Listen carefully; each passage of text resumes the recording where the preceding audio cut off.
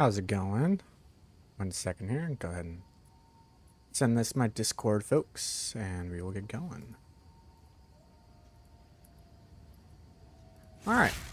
Cool. So, what are the updates so far? So, POB has been updated. Any updates? Not really since yesterday. Not really any new gear or anything like, or sorry, like really big new changes, I should say. But what we did do is we got them shoes, homie. I have been waiting for these shoes very patiently for 4 days. I have been waiting to get these shoes. I needed shoes that actually gave me 45, or sorry, it was 46% cold res is what I needed. Those don't exist, right? So I needed 46% cold res with 100 mana and the double socket with the 100% increased socket, and then I had to put the Ferrule's thing of chasing into it so that these could give me 55% movement speed.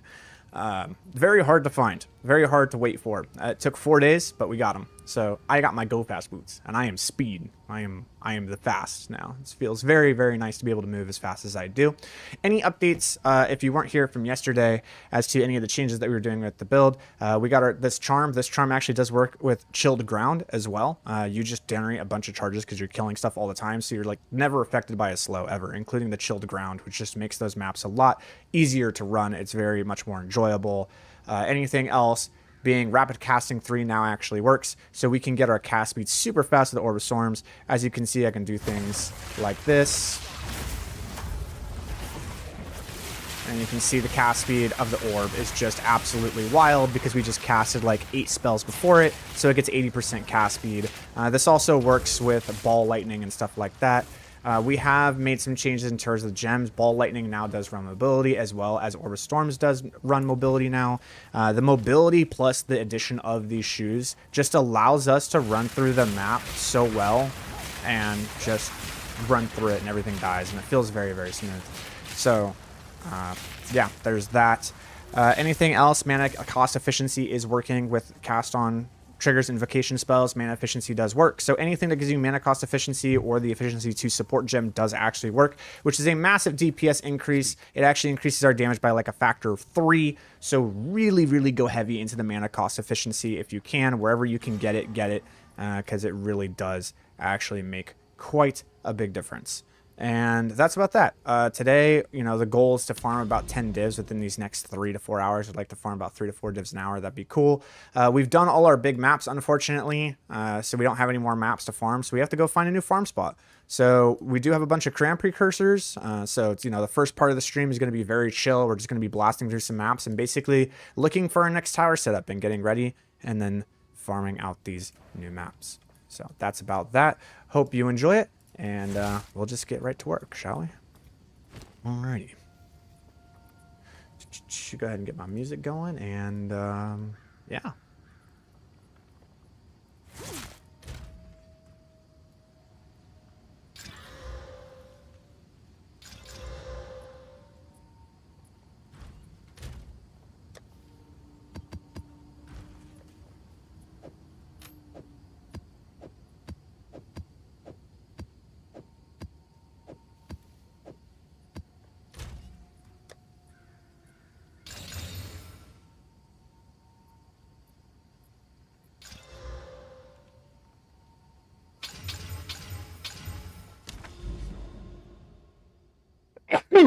Excuse me. Ugh. Alright. I'll do this.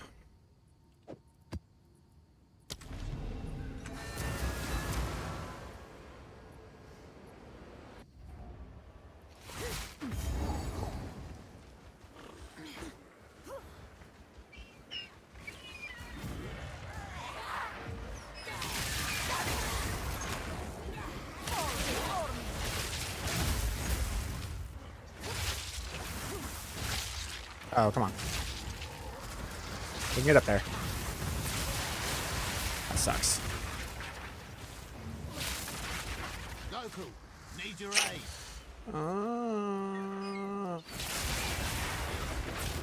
Oof. That sucks. Alright. All placed. A violent method, but an effective. For the Calder.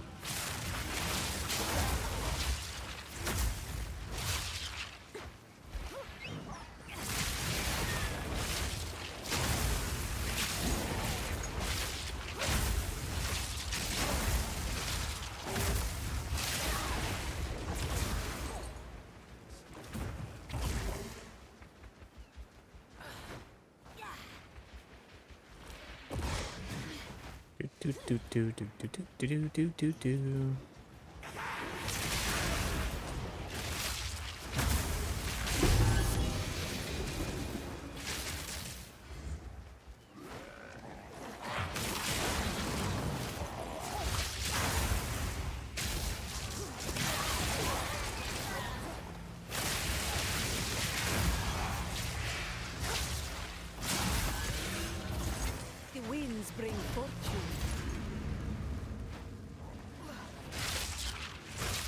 Okay, come on. There we go.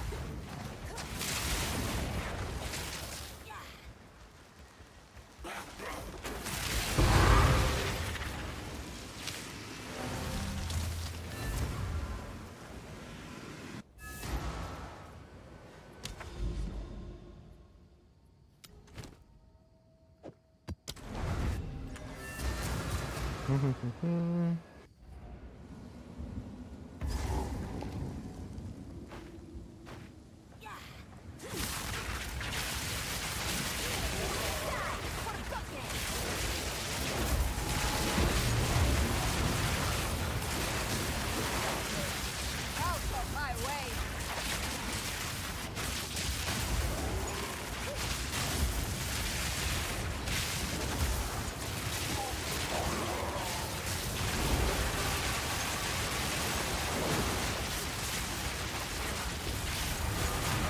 Can I know your PC spec? Yeah, I mean, I have a 1490 KF or 1390. Can't remember. I think it's a 1390. 1390 KF, i9 core processor. There's 64 gigabytes of DDR5 RAM. I have a 4 RTX 480 Super. Yeah.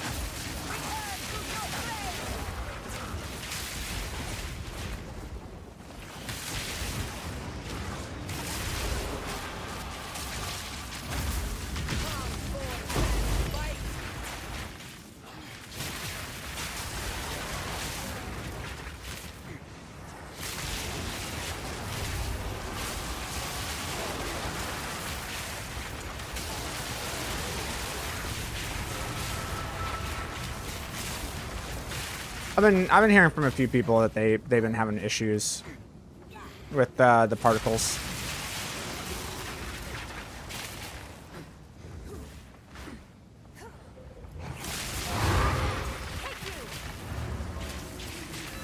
I think that's the problem, is you're playing on a 3080.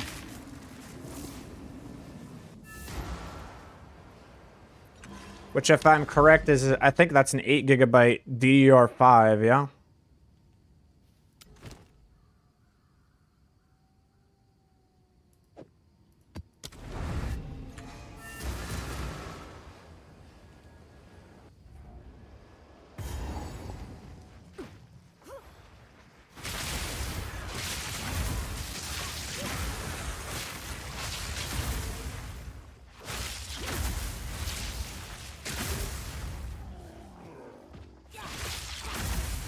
Wow.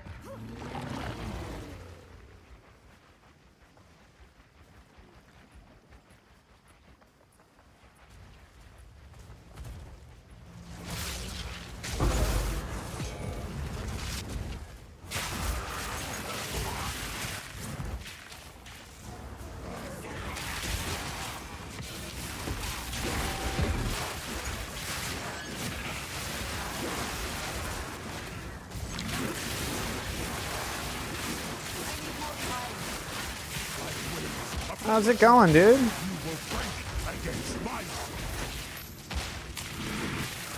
Going all right.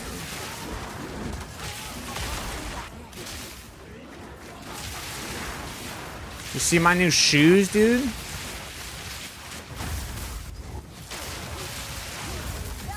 forgotten.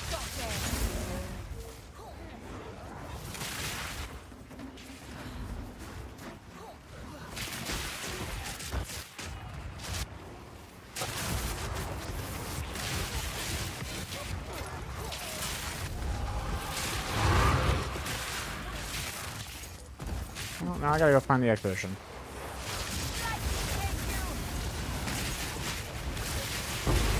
Out of mana.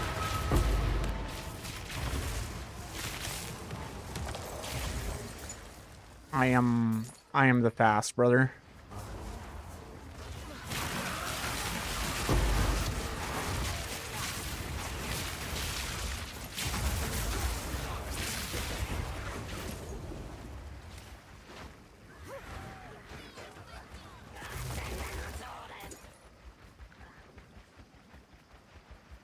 Hello there. I mean, that works for me.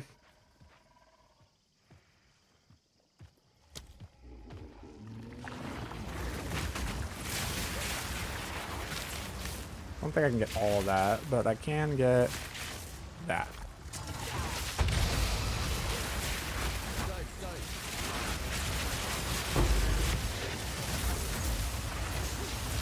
is power in you. I can feel it.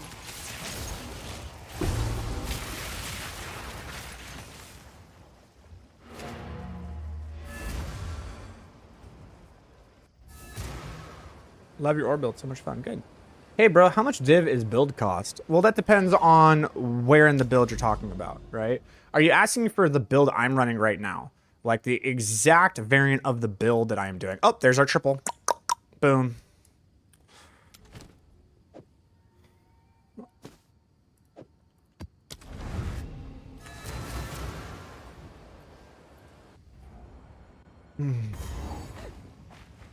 Are you asking for how much does it cost to get off the ground? How much does it cost what you're seeing on the screen?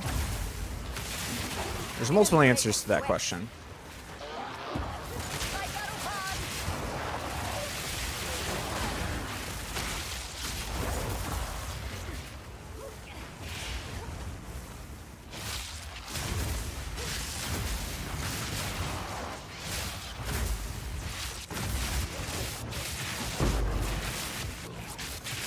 I did not see the build with the recoup with the crown now.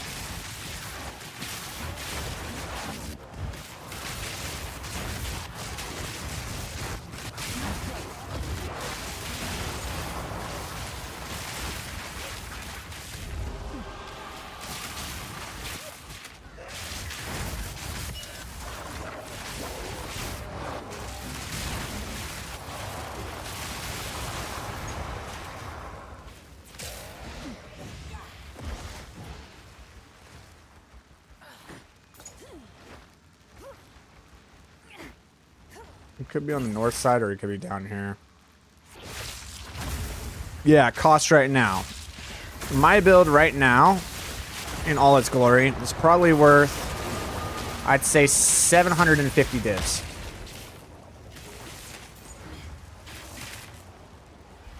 Maybe more. Maybe 800.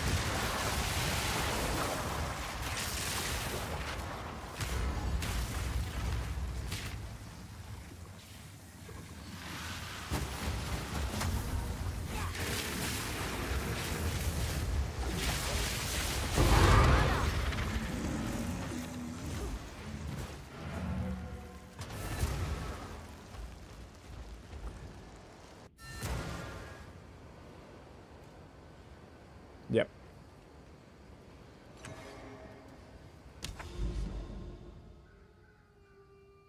The game is definitely stunning.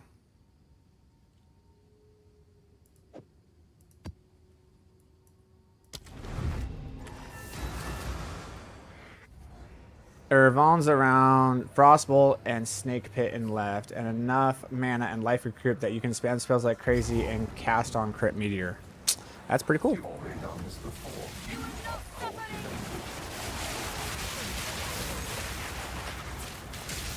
No, it's not that. It's 649 to go if you want it to be this power, sure.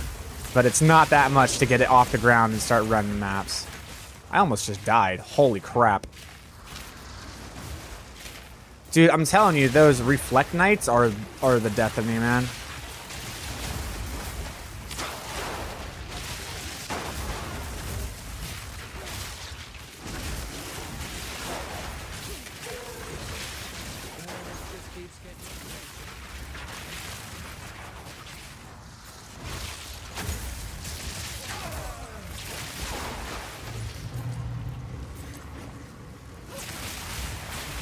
Is there a reason you're only using 2 charms? Your belt has 2 slots and you get 1 from Act 2.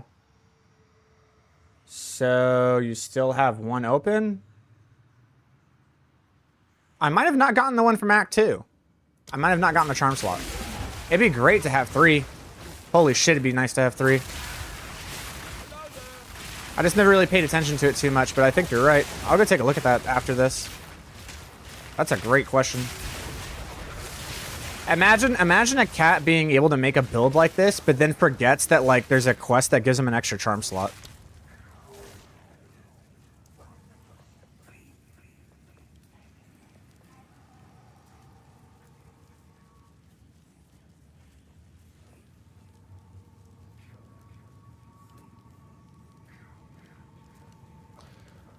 I actually want that.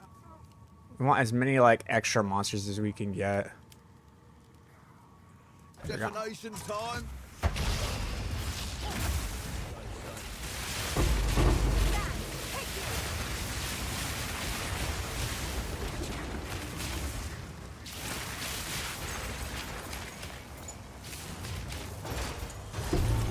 Boom. That's what we were looking for.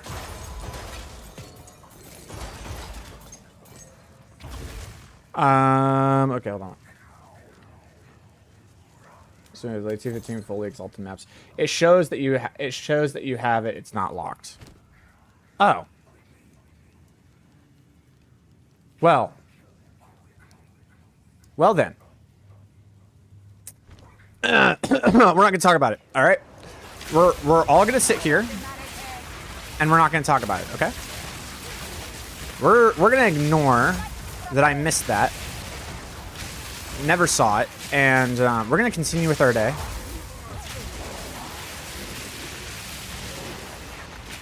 Those knights I have to like move sideways for, man. I hate those knights so much. The reflect damage is so absurd.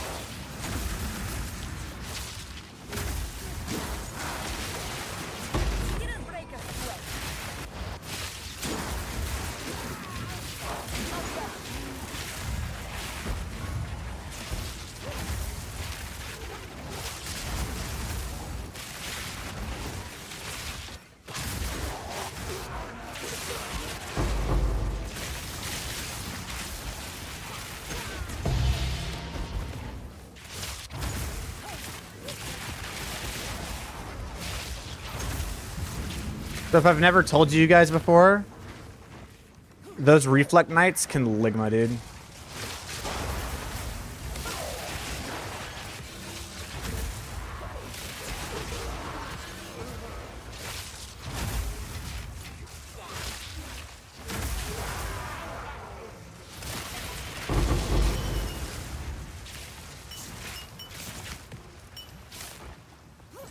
Alright, where's the boss? Boss is over there. Cool. Zoom. Look at my go fast, dude. Dude, it's so fun when I have a speed charm, or the speed shrine, dude. I just zoom. So you guys think my 3rd charm should be? Probably immune to a stun, huh? That would probably be the best one. The one that makes me immune to stun would probably be the best. I wonder if there's a unique charm that makes you immune to stun.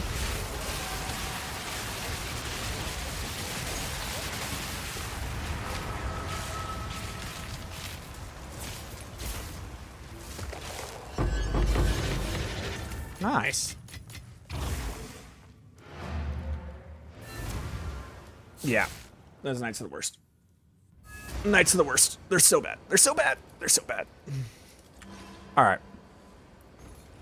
So let's say that the item rarity is unique and grants immunity. Can you say immunity? Or cannot be stunned. What is it called? I gotta. It's a charm. Yeah, I am. I have that. It's right here. The Fall of Exile. I have it. I'm just curious to know, like, because I have a charm here that makes me immune to stun. And I'm wondering, like this. Cannot be stunned, right? I am wondering if there's a unique used when that. There is. Okay. And that's all there is. It just defends with 200% of armor, but I don't have armor. I don't have any armor. All right. So then we would just use this because this is a really good one. 40% increased duration. It lasts for 4.2 seconds and I can't be stunned. And then I increase the amount of charges gained. Yeah. So I can't be stunned, I can't be slowed, and I can't be ignited. Dude, charms actually have insane value now.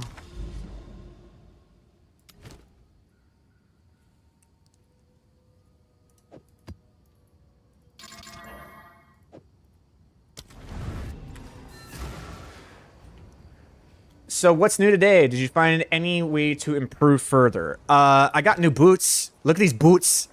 Look at them shoes, homie. Look at them feet. The cold res. The cold resistance. 50% to cold res, bro.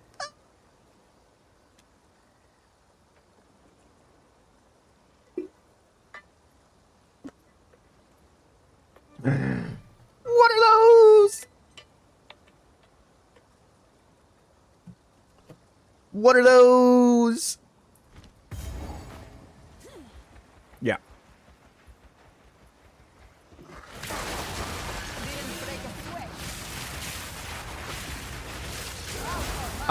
Those went for, I think it was 70 divs.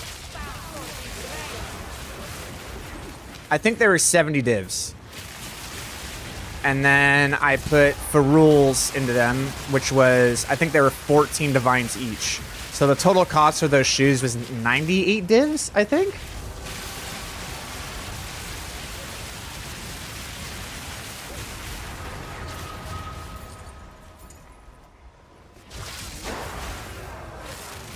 Look at me go, dude.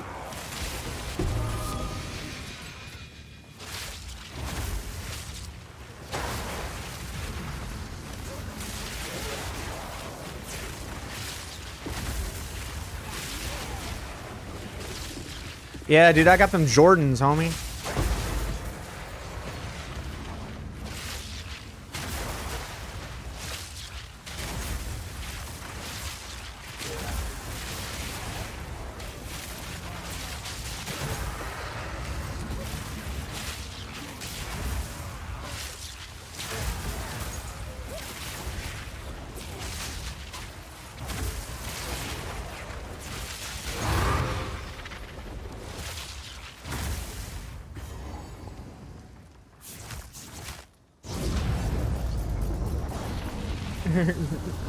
Yeah, I got them shoes. For sure.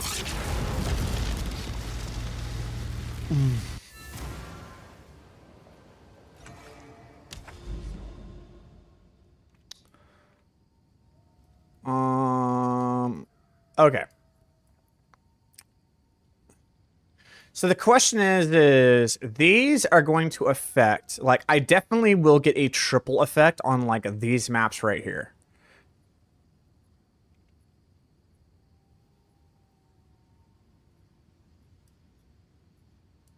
That I will get a triple effect on for sure. But I think I can do better. I don't know if I should use a Grand Precursor here or not. Because it's not really that, like, it's not oof. I could use, like, my low quantity ones on and just kind of, like, go in and just kind of get stuff, I guess. Just like I do a cheapo run if there's nothing here. So I can use I can use my cheapo quants and a Grand Precursor here. Just to kind of see, like, what this would be about. Or I could just go up this way. Because this won't be affected. Like, these three right here won't be affected by a triple effect. So I could just actually run up this way and just get to this tower and just see what's going on before I make a decision on that. That I think that's probably actually a smarter idea. Let's do that.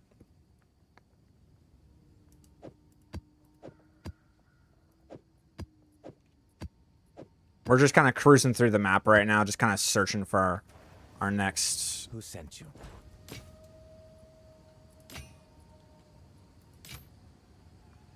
Our next little area here.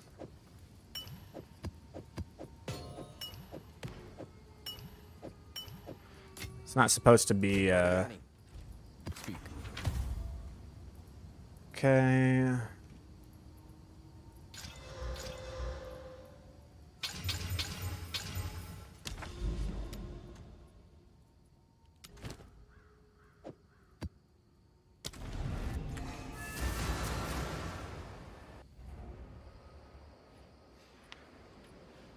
Rarity watches 4 likes. Y'all on the chat slacking like an announced sheep. I love you guys.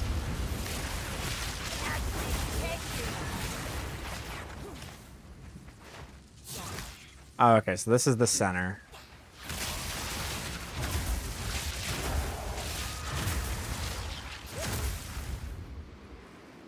What? Jeez. What? No, Ron, your tail is small.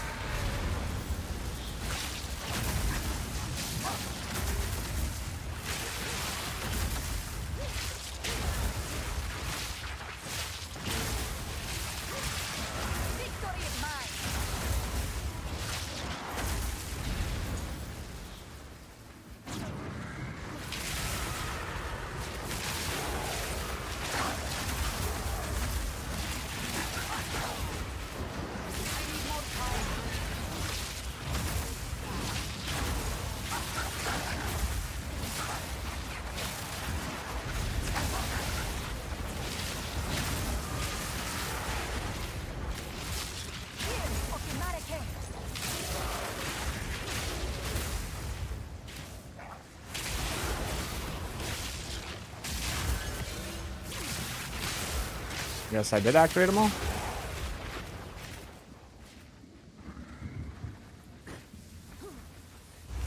Yep.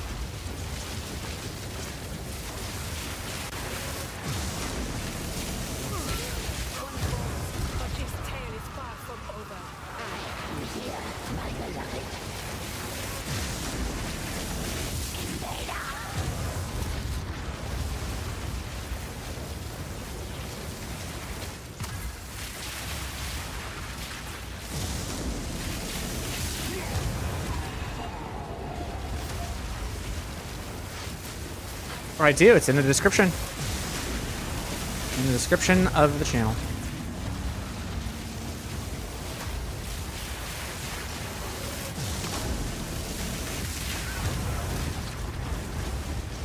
I need more time.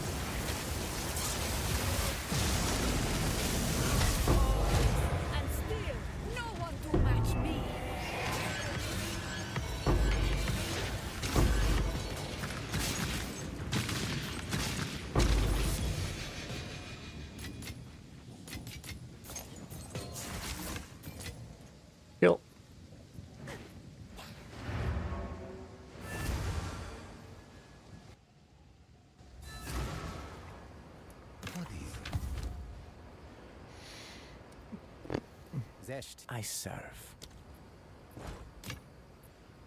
Collect more otherworldly remnants.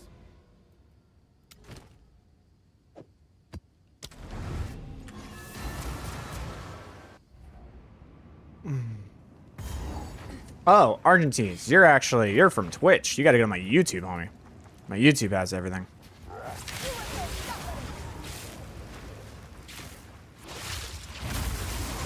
I've abandoned Twitch. Twitch abandoned me, so I abandoned Twitch. I wasn't edgy enough for Twitch.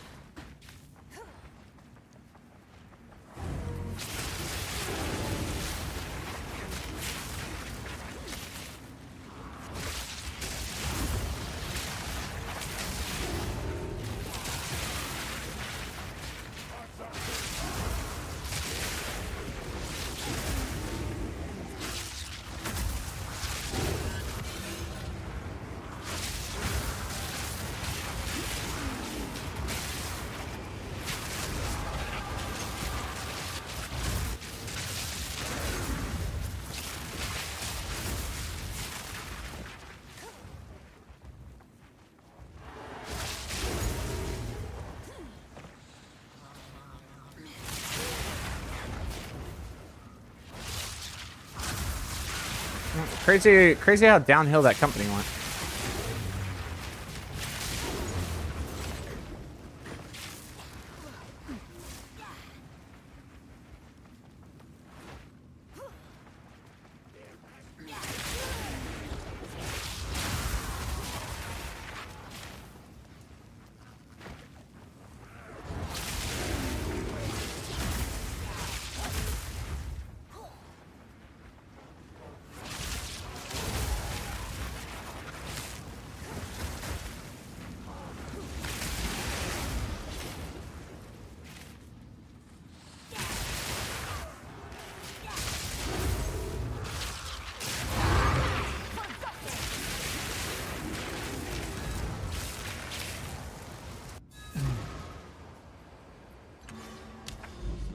Alright.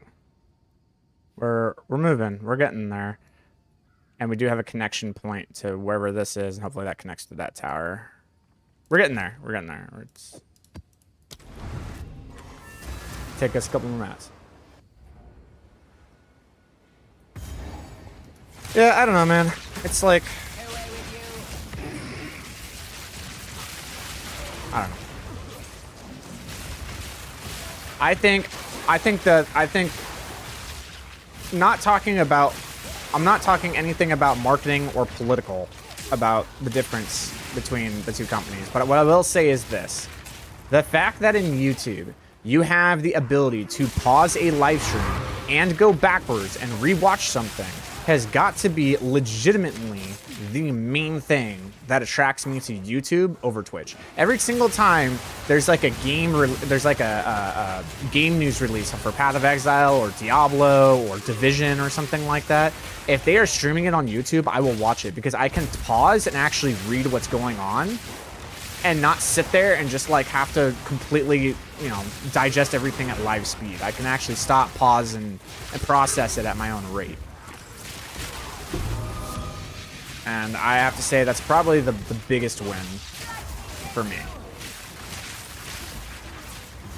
Also, it works out because, you know, people are coming to my channel and watching my YouTube videos, and they have questions, and they go, oh, he's live. I can just do this. Hey, dude, I just watched your video. And now my audience grows by, like, a massive number. So, yeah. It works out, you know? I guess is what I'm trying to say.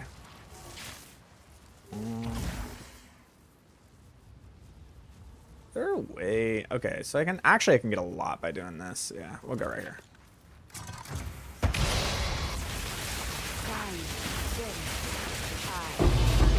There it is. That's what we wanted. That is what we wanted. Oh, we got 2 of them! Oh my god. Okay, you guys don't know, but like logbooks are now legitimately worth like 100 exalteds each. Like every single time you find an expedition logbook, just count yourself in for 100 exalteds. Like, congratulations, you just found half a div. Maybe even more. And that's just like off pure exalted. Not off like, okay, RNG, I found a divine in the expedition, and I also got the other stuff. Congratulations, you got 2 divs. They're pretty wild. Do you have a PoE Ninja link? I'm working on the same idea. Yes, in the description of this video, you will see that there's a PoE Ninja link.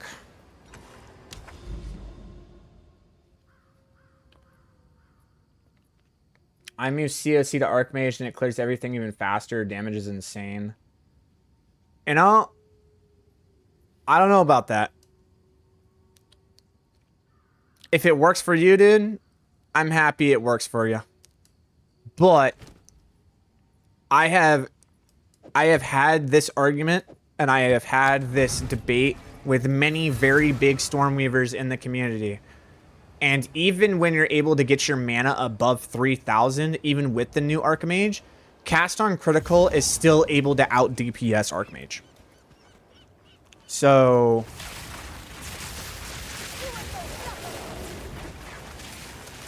I don't know. If you like Archmage because it feels better, that's one thing. But to make the objective claim that it does more DPS than CoC is unfortunately incorrect. Cast on Critical will do more damage than Archmage until Archmage bypasses like 4,000 mana. It's like you need the most insane mana pool in the world in order to out DPS CoC.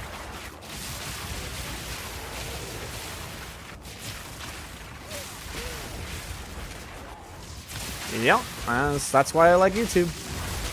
And it's like my viewership has exploded since I started using YouTube, man. I was like, I'm gonna use YouTube just because, like, whatever. I used to always only view on Twitch.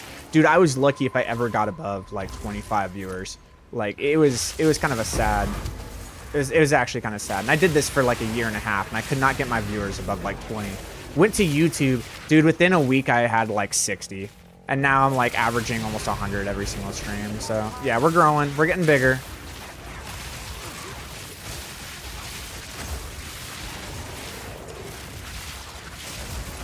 Why not use both? Great question. The reason being is that you can use both, but you don't need to use both. The cost benefit isn't worth it, right? So in order to use both, you'd have to do one of two things.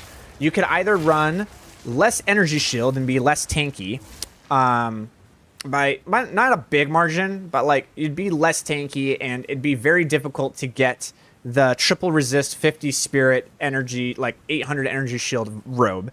And then you'd have to get an amulet that has 50 spirit on it with also the 3 to all spells with the 170 mana with the crit hit chance and all that shit. That's worth like 100 divs.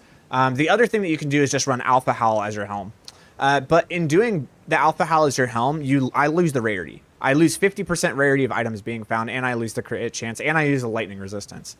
And this is already running lightning resistance, right? So it's like if I run Alpha Howl here, I have to run lightning resistance somewhere, and that would have to be my boots or my ring or something of the sort. And it's like I have to play this huge Tetris game. But as you can see right now, I'm straight up one-shotting everything. There's like even in 30% delirium, everything gets one-shot. Everything. So it's like, okay, why do that when I can just actually legit just have all of this rarity gear, one-shot things, and get better income out of it?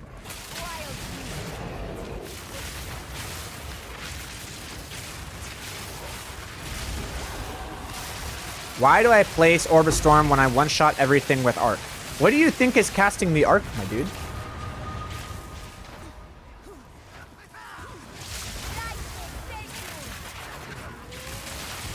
What do you think is the engine to casting Arc?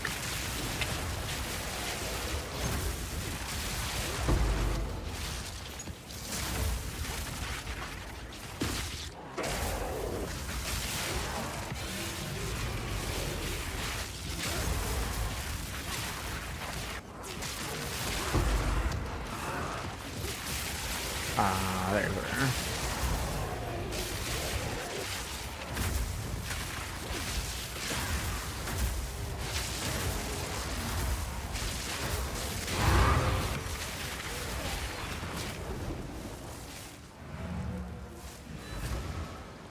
I've been playing Archmage on 4K mana and 85% mana regen before life. I don't know if it's the most awesome, but it feels fresh not running Giga ES and Callus Inoculation on every single build. If you are able to get your mana to 4K, which is, I don't know how the fuck you are doing that. You have to have some serious investment in things. I feel like the only way you can get your mana that high is you had to sacrifice stats in places that would otherwise actually do well. I don't think it's like possible to get to 4K mana with all the stats that you need unless you are legitimately one of those cats that actually has 1,000 divs to drop. If you are like one of those 3,000 hour level 98 Stormweavers that have 1,000 divs and like control market and you can actually invest in the gear like that, yeah, I can see it being possible, but that's a separate conversation. You're like talking about a build that's like so far fucking ahead of like the thought process of 98% of players. But if you are a normal player who's like, hey, I just invested really heavy in the mana and using Archmage, I feel like you're sacrificing stats somewhere. I don't know. Eldritch Battery. Ah, yes. I've heard about the whole Eldritch Battery argument. And that's where CoC will absolutely spank your ass, dude. Unfortunately.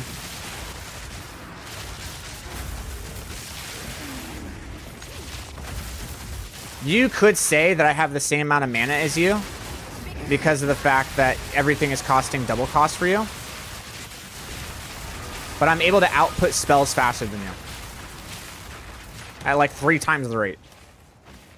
So though your spells are doing about...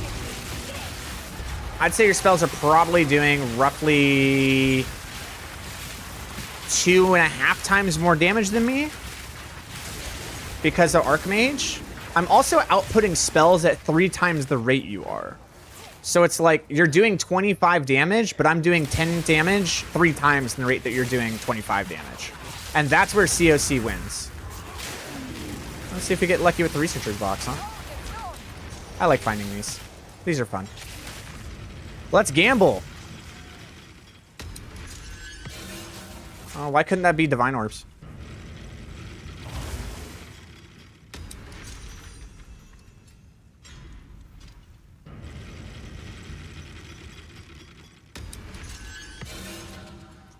Mama didn't raise no bitch. Here we go, 2 million gold. Show me the money. I'm so happy. Nice waste down, dude, for 2 million gold.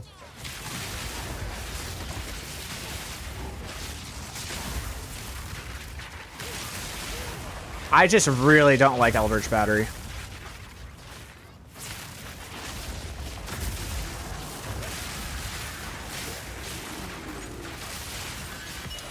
I really feel they gutted Eldritch Battery into the dirt.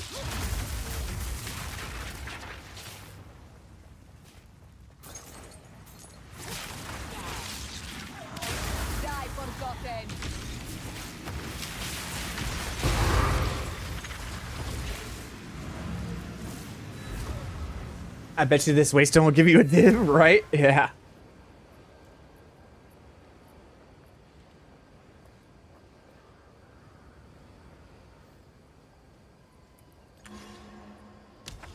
You can, I like that. You can, however, get an increase in spirit efficiency on your robe, taking you down to 194 spirit, which is needed for CoC and Archmage because the quality on Archmage puts it down to 90 spirit rather than 100, so you only need 190 spirit. That is correct. Yep, that would work. That would do it. That would do it. See, I gotta like go here, then I gotta go here, then I gotta go here. It's so ridiculous.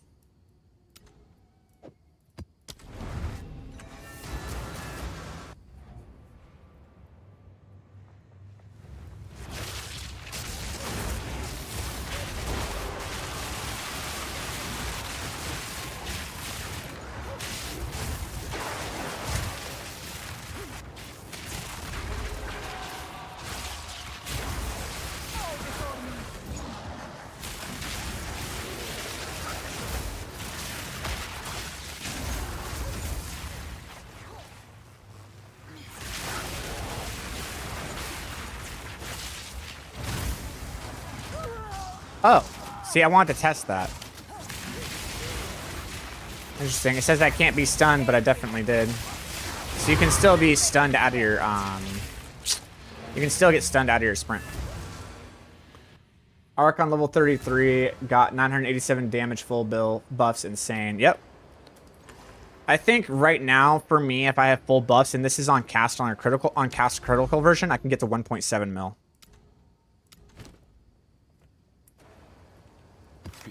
I'd have to go test that out. We can go test it real quick. I'm pretty sure I can get that high.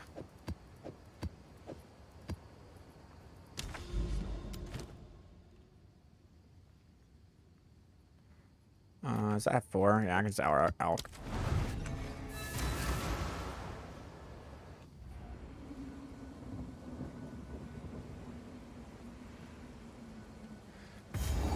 So let's see what I can do here on the arc. Where's the arc?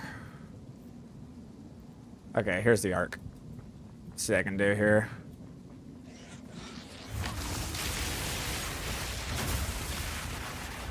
I gotta go get a crit. And I need to be infused. Okay. So it's weird because I have to like get the crit recently. There we go. There you go. 1.9 mil.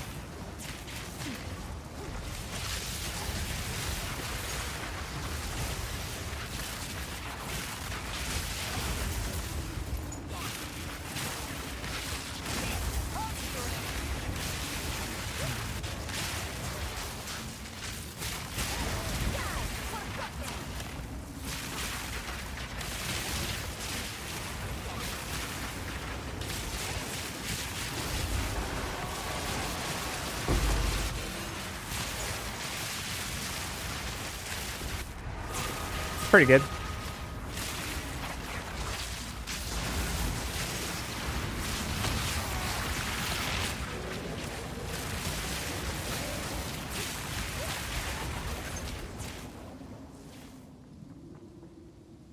I'm guessing with Blood Mage you would have problems with all the fact that it costs life to cast the build. That's so hilarious, bro. What cost? Oh man, I hate how privileged the Blood Mages are. I've never been a believer of privilege, but oh my god, has Blood Mage made me a convert. The fact that they looked at Stormweaver and said, hey, everything that mana is doing and giving you, being cast speed and damage and life and resistance, like everything that this mana is doing for you, that's no-go. We're not going to allow that anymore. We're going to nerf that into the dirt. Oh, look at Blood Mage and what it's doing with life, which is the exact same thing that mana was doing. Let's just allow that to happen.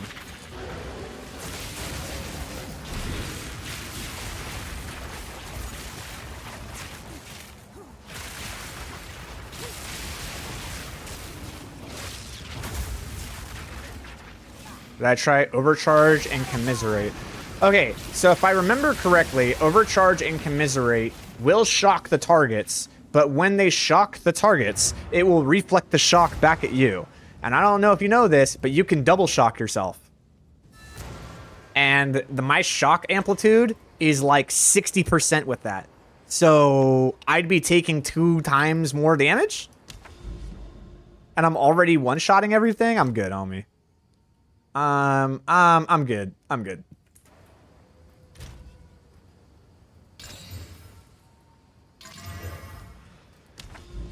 Now, Commiserate, if I remember correctly, is the one that, like, if you were to shock yourself, it removes it.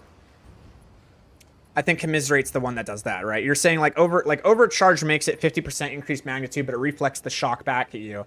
And then if I remember correctly, Commiserate is the one that actually just removes the shock. The thing is that the combo of that doesn't actually increase your DPS further than using 2 others that would increase the damage of the arc by, like, 36%. So, for instance, on arc, right?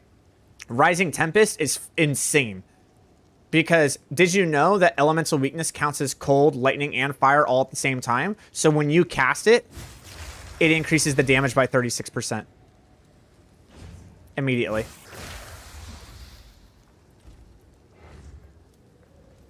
Yeah, so, okay. So here's the thing. If you're adding 80% more shock magnitude to the base amount, which is only 20%, which is then also getting reduced by, I believe, 25% because of the strike twice, this means that the actual value of the shock is 15%. You're increasing it by 80%. Every 10% is 1.5. So if you take 1.5 and you multiply it by 8, that's 12%. So you're giving yourself 12% more shock on a target that could be double shocked. So it's 24% more total shock. But the total shock that you already have on the target at the moment is 88%. So if you're going to math the shit out of this, if you have 88% shock value, this would be the equivalent of doing 1.88 times more damage, okay? Now, you're giving yourself 24% more shock, so you just equal this plus 0.24. So now you're at 112. This is a 2.12 multiplier. So it's like, what's the actual DPS upgrade? Well, what you're doing is you're doing this minus this divided by this. So really what you're doing is you're giving yourself a 12.7% increase in damage, maybe 12.8. Right? So by using 2 gems, you're like 2 gems are actually only giving you 12.8% more multiplicative damage. Now it would work really good with Conduit. It's super, super strong with Conduit. I ain't gonna lie. Like that combination that you're talking about with Conduit is wild. But that's for boss killing. If we're map killing, there are so many gems that can give us more value than 12.8% multiplicative damage for just 1 gem. And you're taking 2 gems for that slot. So that's why this doesn't work out well. You're already so bloated on your shock magnitude that you don't need to go higher for mapping.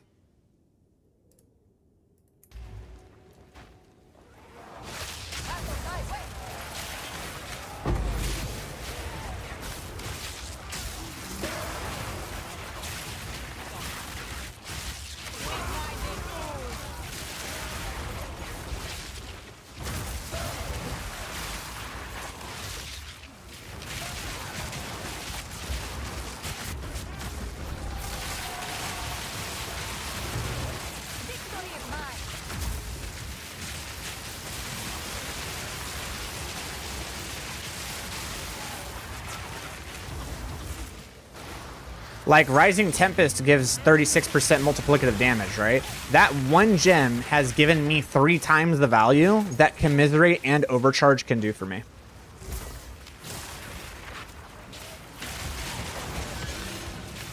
Oh, I got the... I am so... Dude, you guys have got to see how fast I am with these go fast boots with this. Look at this. All right, you ready for this? Let's sprint back up the top. Here we go. Look at me go, dude. I am speed.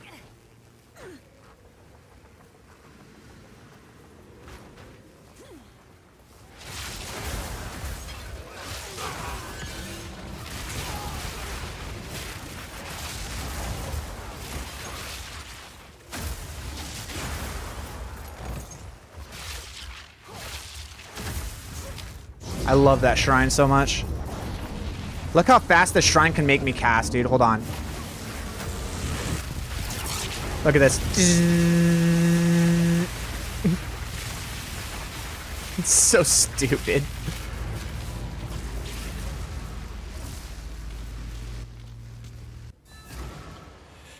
Do you recommend this build to carry a group of 4 Rarity bot?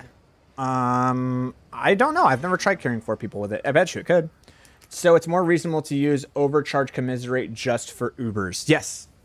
Yes. Yes. Yes, it is. Oh. Oh. Oh. Look at this. Look what I found. Oh boy, George. All right. We got a big triple stack.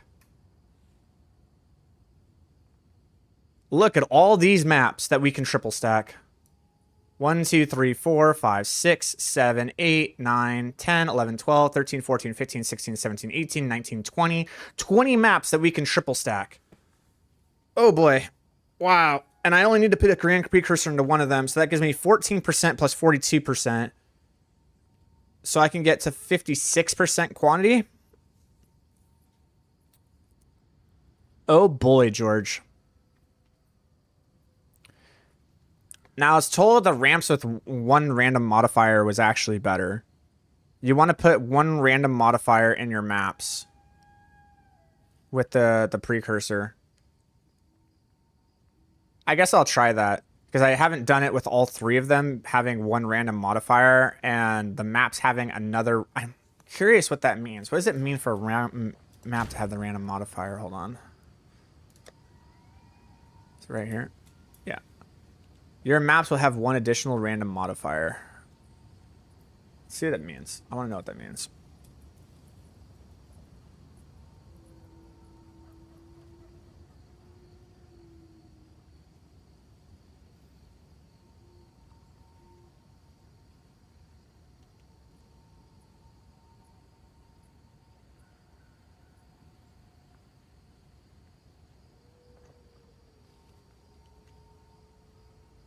Being these are the modifiers. The waystones are putting the modifiers, so you're getting a one additional modifiers.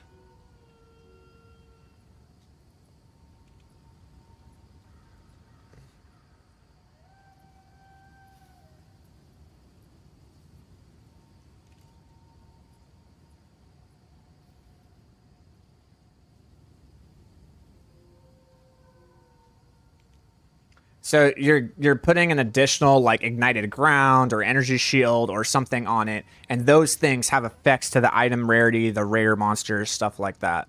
That's what's happening.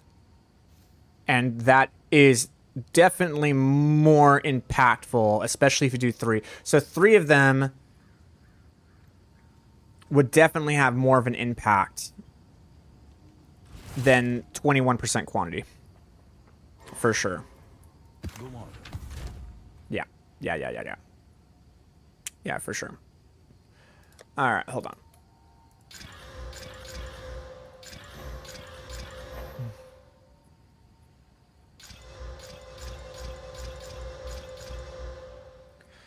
All right, I get any quants?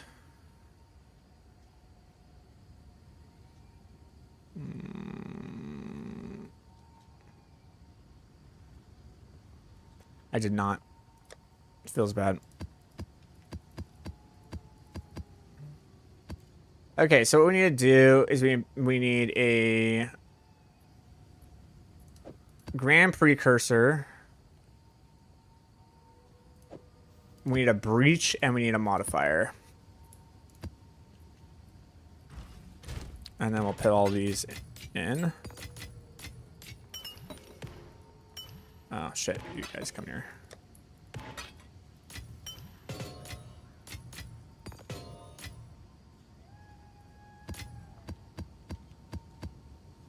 And then I have all these logbooks. Super cool. I'll put those here. I gotta do those later because each of those is worth like 100 exalteds. So there's 500 exalteds right there. It's super sick. Can you show the Atlas passive tree? Sure.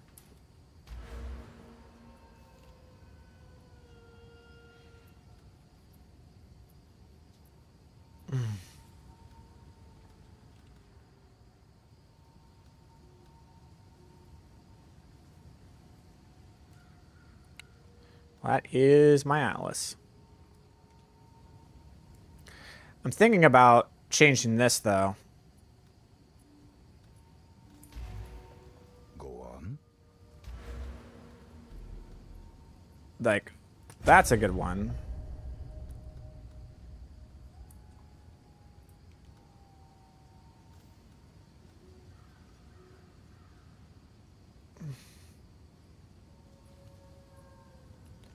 Ah, so that's what it was doing. I was making it cheaper.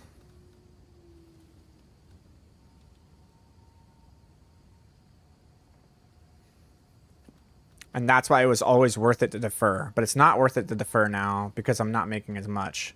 So I need the combination of them.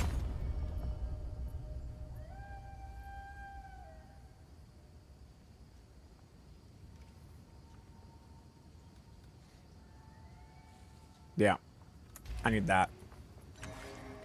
Why go for shrines? Why not go for shrines? What else would I go for? Rogues don't do anything for me. Like, rogues do nothing. Essences, I guess, right? Because you get more, you could say that because of the essence, that's another rare, right? Like, that's the argument. Is that, like, if you go for essences, you get more, rares, right? That's the argument. And rares equal currency.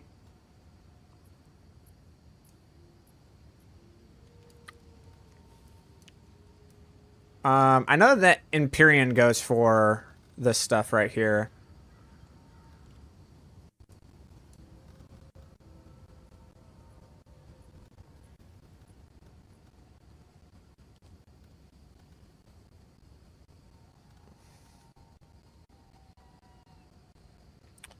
Perfect essences.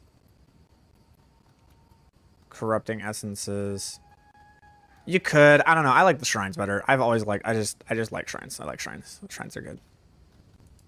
I need to have this one ready to go for swamp and water biome.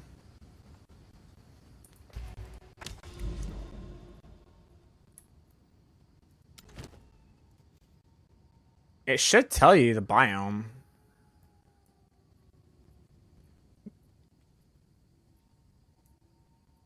I think this will be swamp and forest. That's grass. That's forest. Forest will get jewels. And grass will drop soccer currency. We don't want that. We want basic currency, which is swamp and water biomes. It's going to be like up here. Okay.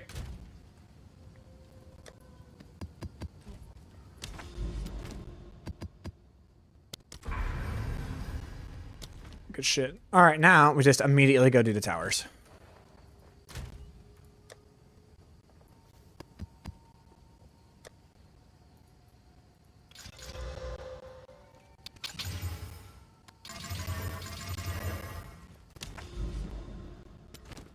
That's a forest. That's a forest. Okay, so everything is forest biome. And now it's actually telling me the biome here. Forest, forest, water. Water. Forest, water. Forest, forest. Grass, grass, grass. Desert. Like when you're doing this, you want to look at these. All right, so Mire's a swamp, so you want that one to Burial Bog is swamp. So when you're doing these things, like right here, these ones, you want those ones to actually have that thing on because it increases the chance for you to be currency by 40%, so you can get a lot of stuff there.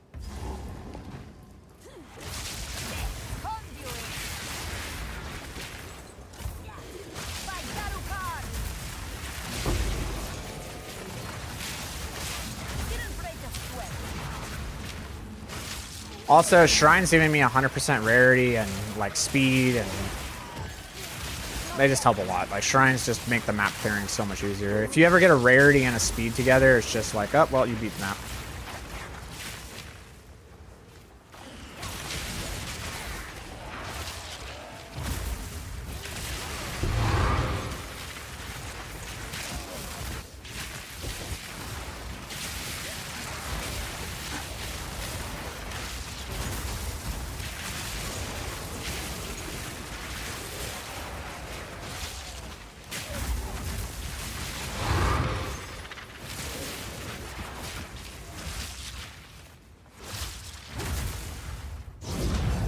Sweet.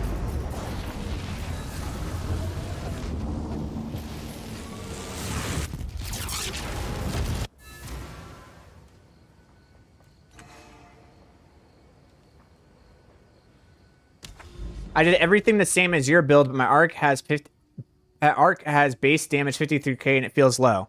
All right. Well, here's the part where I'm going to be an asshole, so forgive me. But if you did everything the same as my build, you would not have 53k arc damage.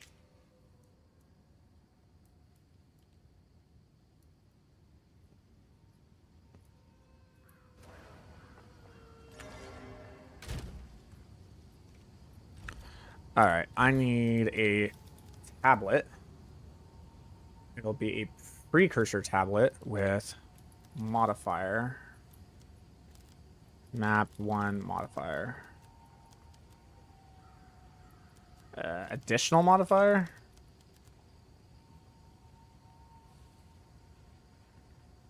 There we go. I wonder how much these are worth. They're worth 2 orb of annulments. God. They're worth 4 divine orbs. Good God. Oh my lord. Just for them to have any form of quantity at all, which is better than nothing, they're 2 orbs.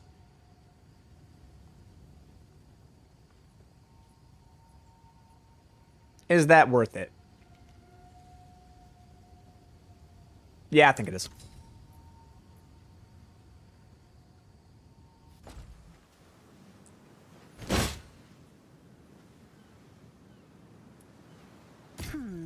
I guess it's worth that.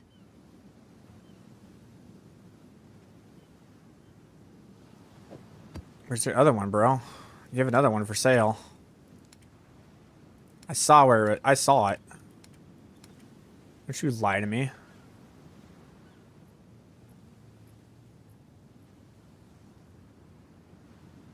All right. Check back soon. Precursor, additional.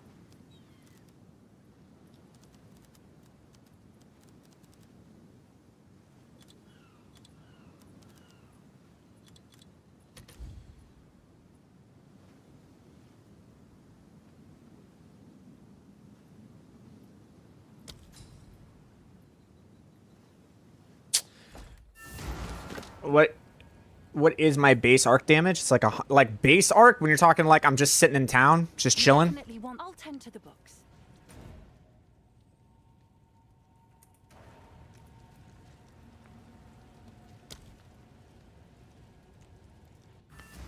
If I'm just chilling in town with absolutely no buffs whatsoever, it's 112k. Oh, wait, hold on, it's going up because of the inevitable critical. There you go, 120k. There's my base arc damage.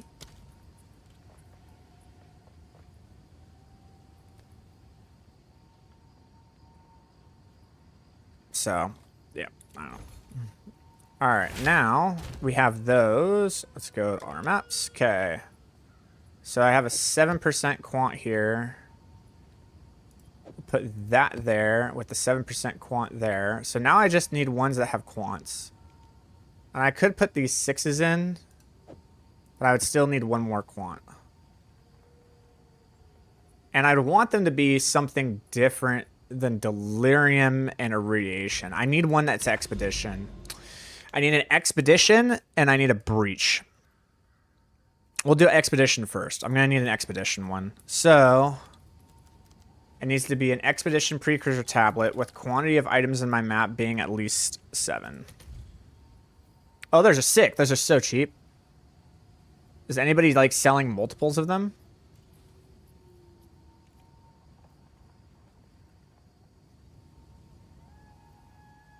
Like, no one. That's unfortunate. I think Nami is. I think Nami was selling multiple. I think I saw his name a couple times.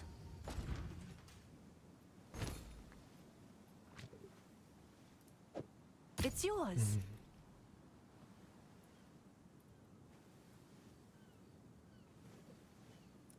Okay, so these are all 7% quantity. I'll take that one too. He's got everything. I'll take that one. That one, right? I'll take that one. Dude, these are all selling for ones. Yeah, I'm just gonna buy these.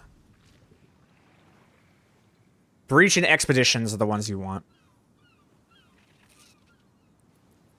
And then these ones you want other things. Sure thing.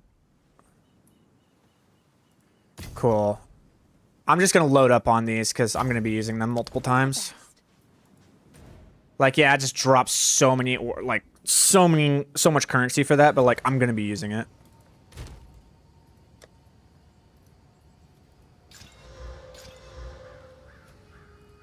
Like, those things are going to be used all the time. Okay. this one has the modifier, and then we'll do this one, which is going to give me the expeditions.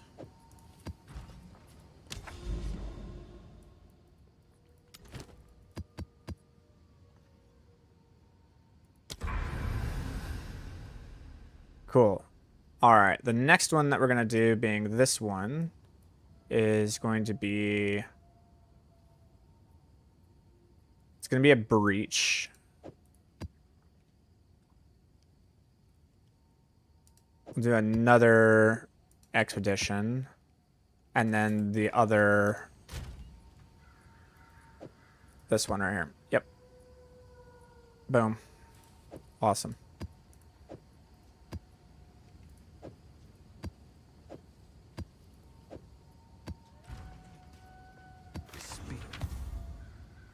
One, two, three, four, five, six. Cool. And then what I get to do is I get to go make a bunch of maps. That'll be a bunch of currency invested too.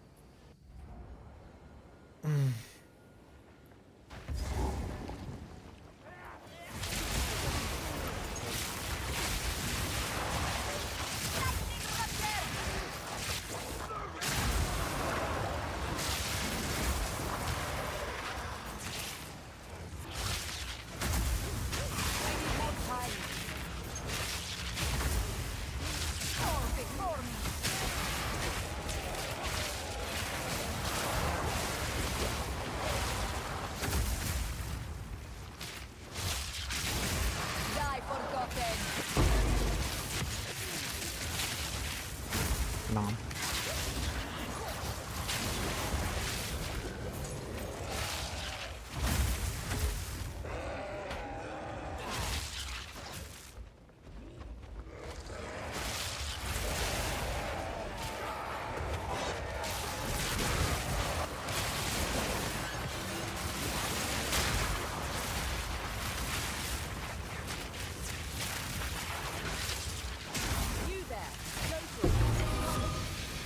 See if I can get some random expedition here. That'd be cool. Let's see. No. Okay, everything's good. Boom.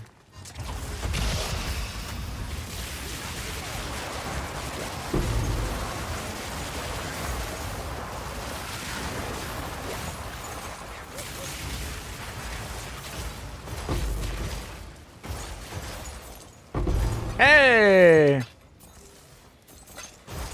That's a win. So I changed my entire build for you. How'd it work out?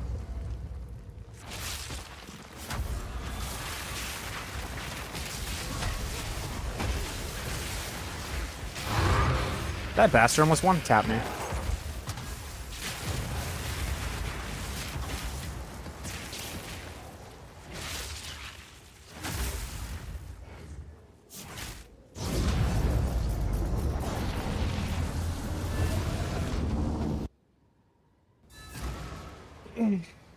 I hope it worked out well. That'd be a shame if it didn't.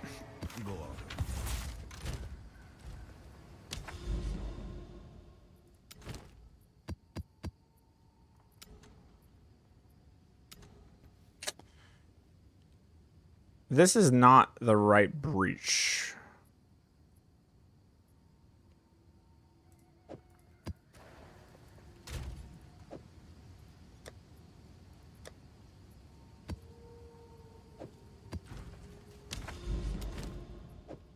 There we go. Yep.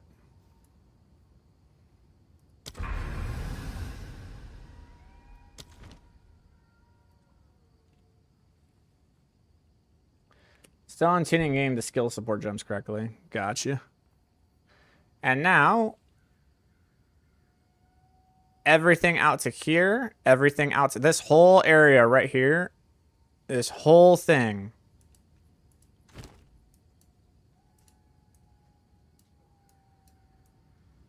is all triple stacked.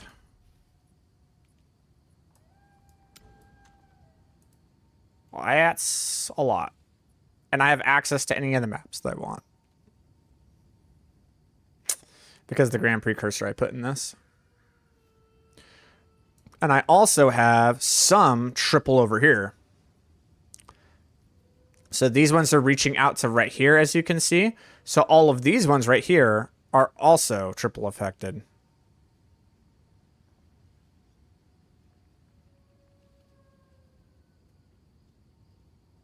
And I could actually put more into here because I didn't know whether or not this would work. And it absolutely is going to work because everything, this is 1, 2, 3, 4, 5, 6, 7, 8, 9, 10, 11, 12 maps are going to be triple affected right here, which means it's absolutely worth it to dump another of those in here. So we can put in another expedition. Let's see here. I guess I could put in that breach. I mean, do these maps already have all the breaches? They do. They already all have breach, so that's fine. So they don't need another breach. I can save the breach. We can put in my delirium one, actually. And I need a map modifier.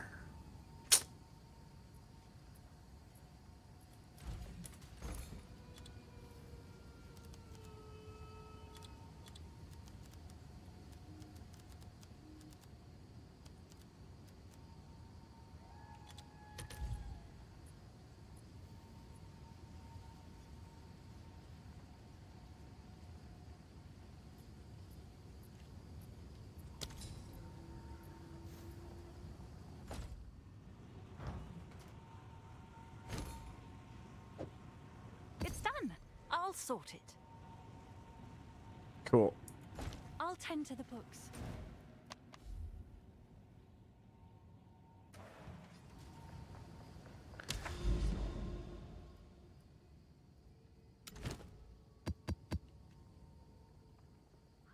Shazam.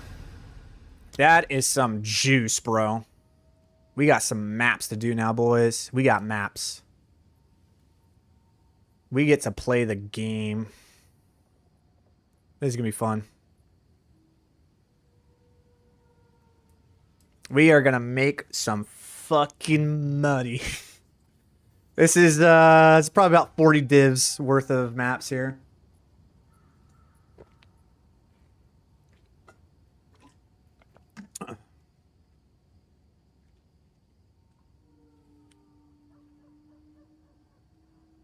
This would be the only map that would have been a quad, but it's not. All right, nice. Okay, so now what we need to do is the part that I hate doing, which is invest a shitload of capital into actually making the maps. That is going to be a pain in the ass. What do you need? All right, Bye. so let's go ahead and get all this stuff in here. I'm curious to see how much these stellar amulet bases are selling for.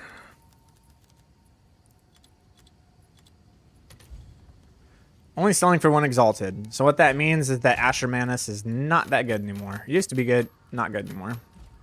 You did well. I have many, sir. Collect more otherworldly remnants. All right. I'll put that up there. Okay, cool. So we have a lot of waystones.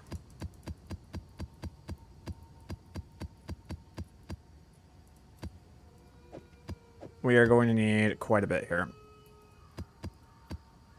The amount of capital that I'm about to invest to get all these completely pumped up is going to be kind of wild.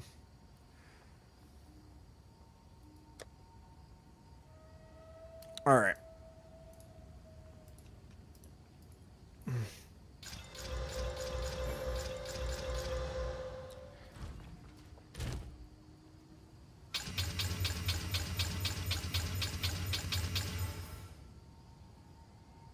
I'm going to need a lot more exalteds. What's new?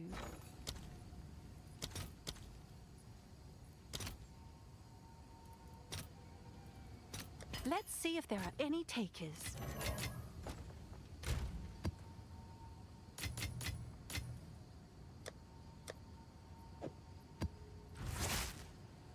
I see you focus on quant instead of rarity. How come? Is rarity not the thing anymore? Cheers. It is, but quantity multiplies by rarity. And rarity has... Okay, so here's the thing, right?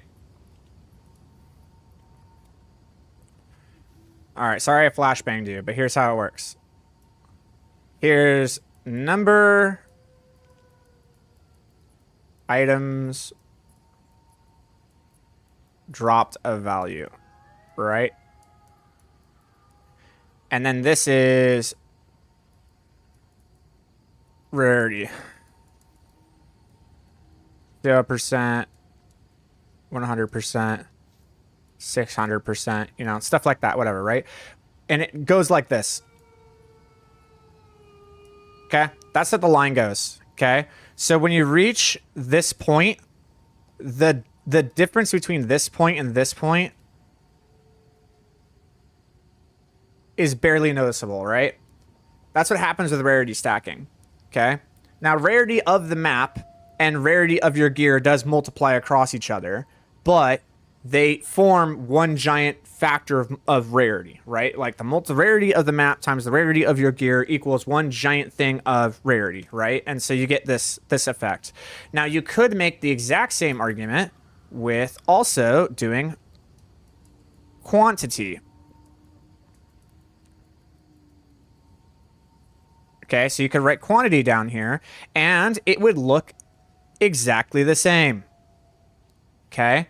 The difference is that if what would be better, multiplying 2 of these values or going for 1 of these values? If you could multiply, if you could combine 100% rarity and 60% quantity, would that be better than just 600% rarity? And the answer is yes. That's why. Well met.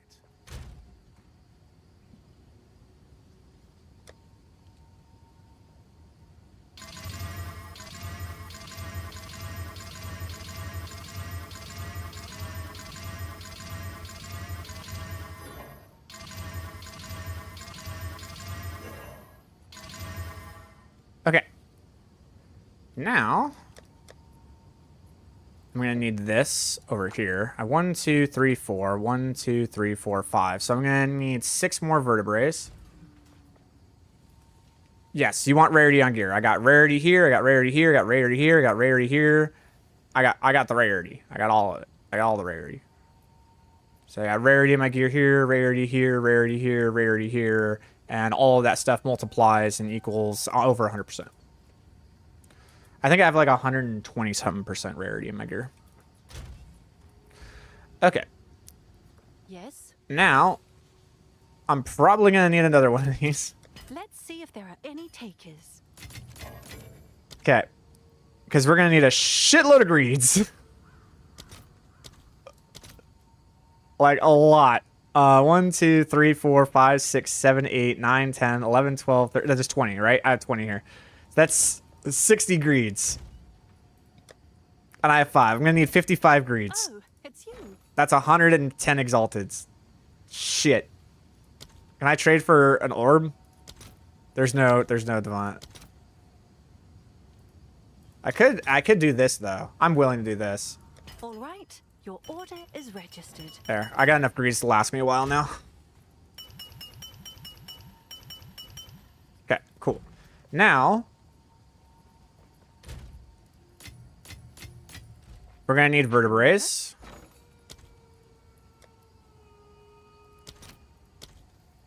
And I am going to need 6. Works I'll fill out. that in Boom. as soon as I can. Okay, so now I got my 20 vertebrae. And then I'm going to need... Yes? So now this is where the argument kind of like shifts with people. Because the amount that you have to invest in order... Like, chaotic rarity is better, but only if you're running in a multiple stack rarity bot. Have an order?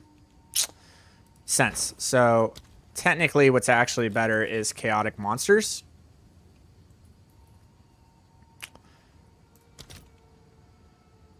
And it's also a lot cheaper. I have 7. I need 13. I'll fill that in as soon as I can. Cool.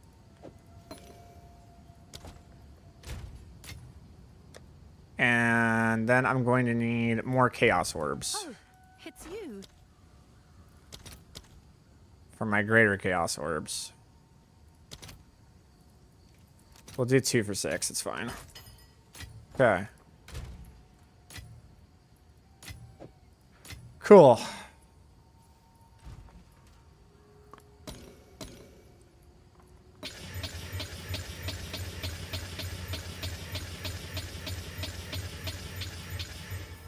All right, so now everything has the rarity. Then we can do this. 1, 2, 3, 4, 5, 6.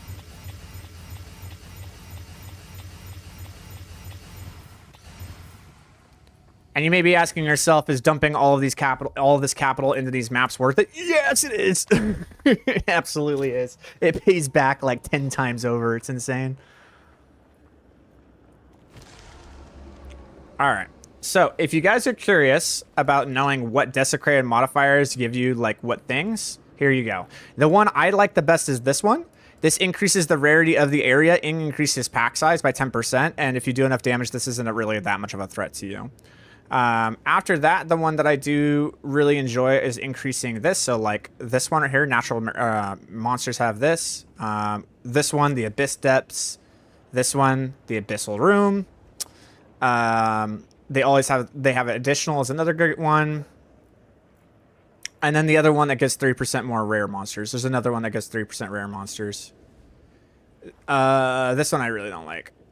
Is it just this one? Yeah, it's this one. Okay. Oh, this one. Here it is. Here it is. Here it is. This one. Which is the Abyss Pits always have rewards. That's another really good one that I like. The one where if the map boss doesn't have the union with the map boss, this one down here, I take this too. 50% increased number of rare monsters is wild. And not every map has a boss, so it works out. There you go, right? Like this is definitely the best one, so we'll take that. What is Lightning Rod on Amulet? What is it for? Essentially, I'm not going to overload you with the math. I don't want to overburden you with that because it's a statistical nightmare to go over and explain how this works when you're like rolling dice and how this works. Here's how this works. Essentially what happens is that skills, lightning skills, have a very large range of damage. As you can see, 122 to 2,324, right? It's a massive range of damage. And so because of this, we can do no damage. We can also do holy shit levels of damage. What Lucky does is it says, hey, instead of you just saying, let's roll between 122 to 2,324, so you roll, you get like 150. You're like, crap. Well, what Lucky does is says, hey, re-roll it again. Oh, I got 2,000 this time. Cool. We're going to take 2,000, right? And that's what Lucky does. Now, when you're running it statistically as to like how much of a DPS increase is this actually, the actual math behind it is that at 100% lucky hit chance, or lucky, not lucky hit chance, at 100% lucky, you get a 33% multiplicative increase to your damage. Okay, it's 33.3%. It's an asymptotic line that reaches 33.333333%, like all, forever, right? So, whatever percentage of lucky you have, you multiply that by 33.33%, and that is your multiplicative increase. So, in our build, we have... I know I can't divide by 0. What is going on? Hello?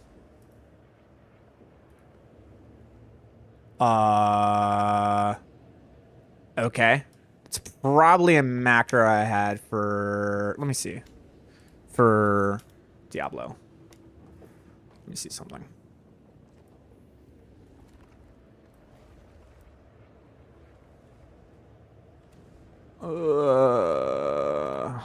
Oh, yeah. Back to default. There we go. So if you've ever tried to play Diablo without macro, good luck. You're going to give yourself carpal tunnel. It's like, it's not like a macro and like pressing certain buttons in a certain order. It's literally just pressing one button over and over and over and over and over and over and over again, like once every, like 2 times every single second.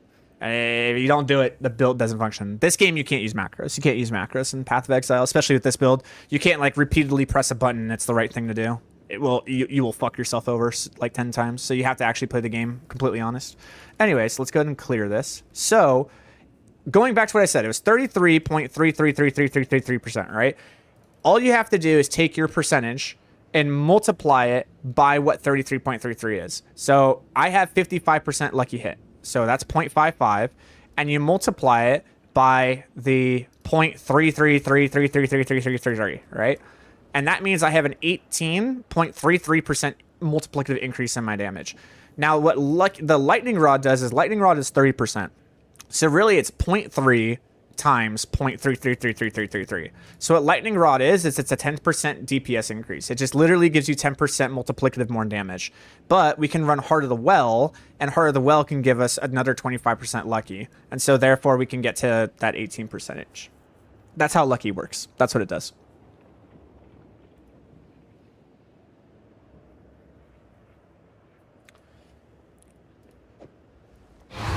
Whoops.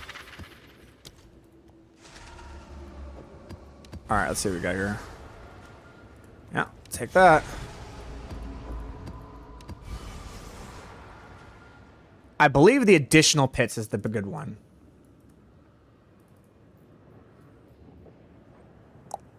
Yep, 25% rarity.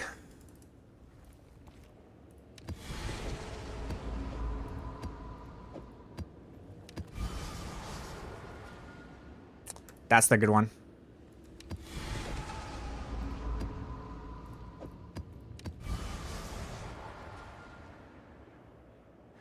So the depths and that one I think have the same. The abyss leads to an depths is 25% as well. I'm not a big fan of the depths. I like just having more pits.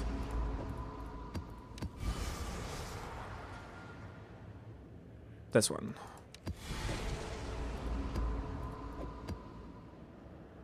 Like, look at this map, dude. 50% rare monsters, 40% rarity, 10% pack size. That's insane.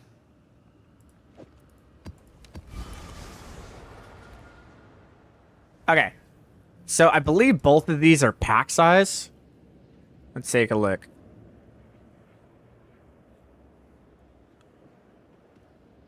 So Union of Souls. So that's so the Grasping Veins is pack size.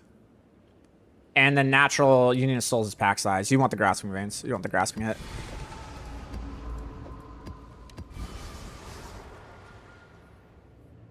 I don't know if more monsters or more experience. So experience gains pack size. Increased monsters also gives pack size. But you already have increased monsters with the Abyss, so let's just do that.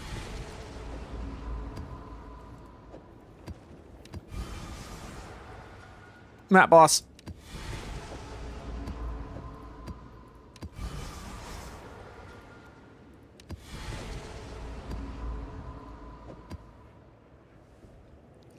So you can see the rare monsters is like 102%, 95%, 121%. It's insane, dude.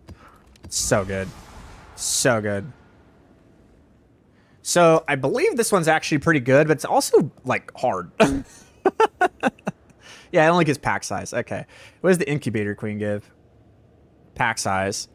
And then natural has one abyssal modifier. That's a good one. This is a really good one. This is a rarity modifier. It's hard to memorize these.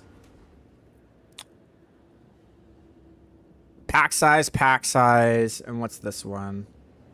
This is the increase in magic monsters. So we'll go with that.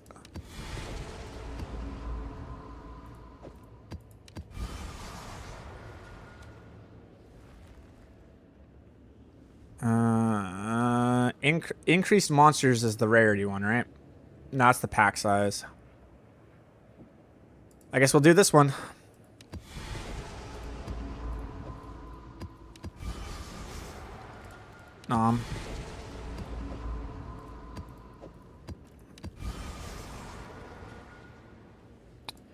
Abyss leads to abyssal depths is a rarity one, if I remember correctly.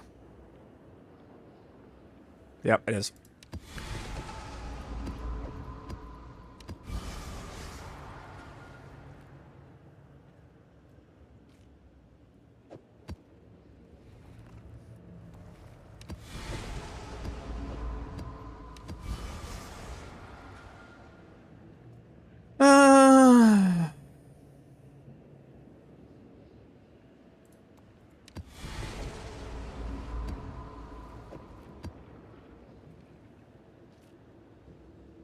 I don't know where I put that one. Over here, okay.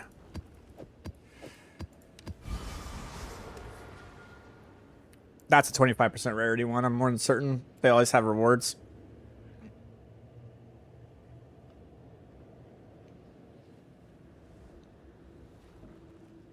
Where are you?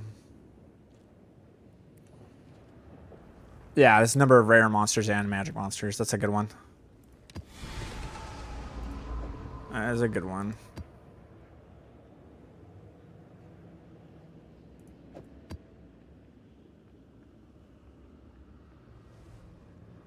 Probably be here. Increase monsters.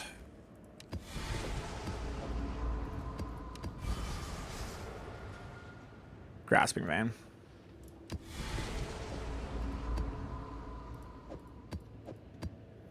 Cool. All right. Now we get to do the most fun part. 4, 5, 6. Okay.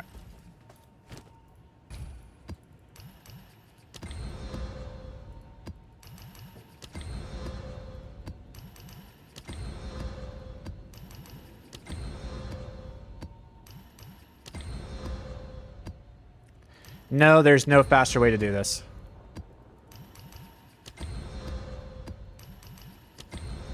This is just what we have to do.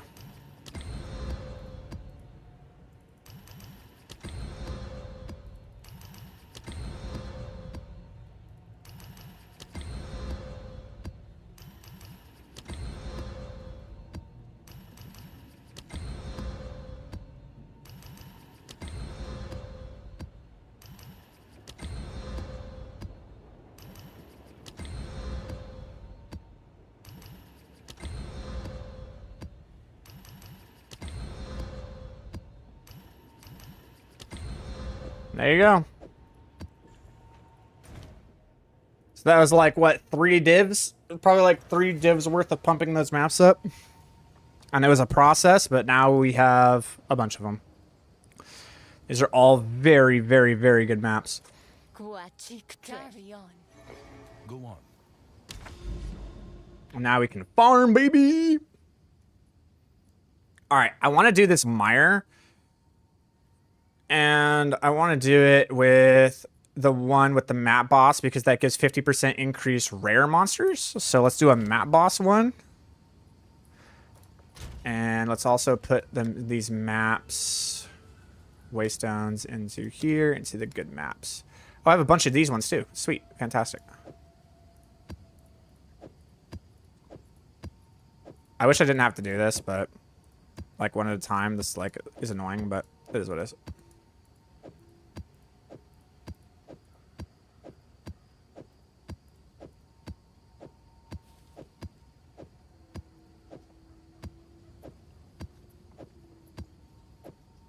All right.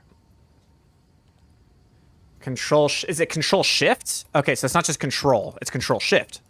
Oh, bless your soul. I fucking love you, Ripta. God damn you. It's not just control, it's control. So control shift will put it in the tab that you're on. Okay, thank God. I knew about like affinity and shit like that, but I could never get it into the actual one I wanted. Control shift. Okay, cool. I'm still learning things. Still learning things. Ripta to the rescue, dude. How are you, dude? We haven't spoken in a while.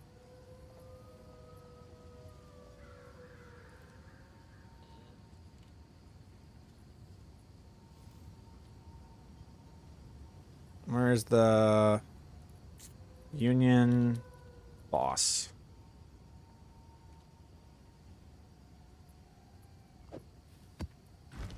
Lots of family stuff going on. So slow. Leaks. Oh yeah, no, I get it, man. I get it. Okay, the other thing that we want to do is we want to refund an Atlas passive, being that one, and grab that. Because this is a swamp biome.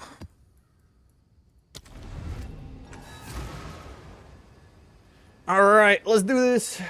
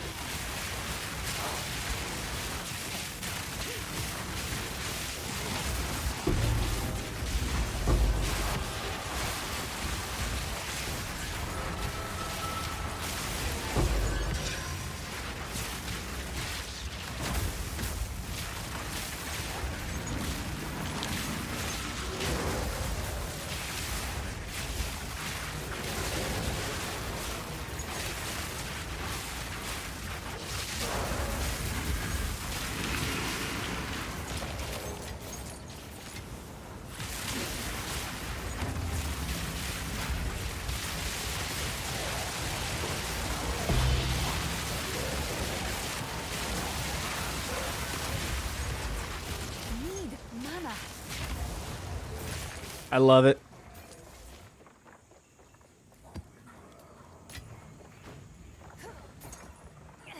All the currency. Give me it all. A rare The map's already paid itself off. We're not even halfway through it. Oh my god, let's go, dude. Love it.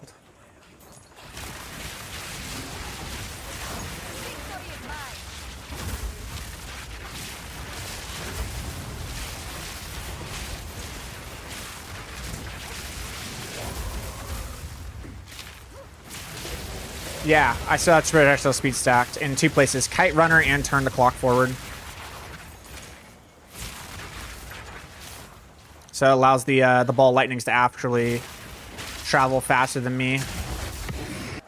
the wind brings forth.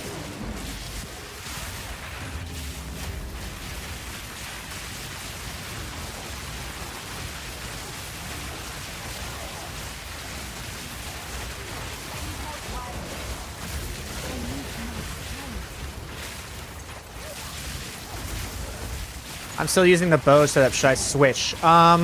Only if you actually have all of the pieces that will allow you to kind of do this setup, you know?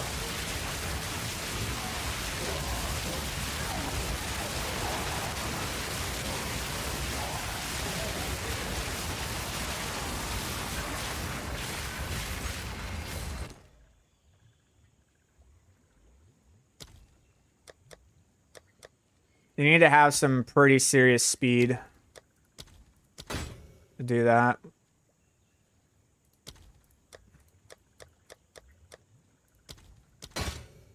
Oh, let's go. It's not an Omen of Whittling, which is worth multiple, but you know, hey, we'll take a divine. We'll take it. We'll take it. The map paid itself off, dude. See? We invested like what, 3 div orbs into those maps, and it's like, hey, is that going to be worth it? We've already paid half of it off. We're not even halfway. What? We're just over halfway through the map, and we've already paid off half of what we invested in those maps.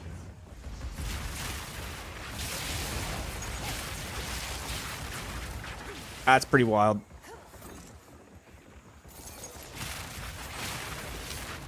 I bought that unique support gem today that inverts resist. I bet you that's actually pretty great on I would replace that over Deliberation on my Arc CoC. I don't think it's good for bosses because I actually lower the resistances more than what Rockiatas can invert. But I bet you it's actually pretty fucking hot for Arc CoC, dude. Bet you straight up just one-shots everything. All right, we still got to find the expedition.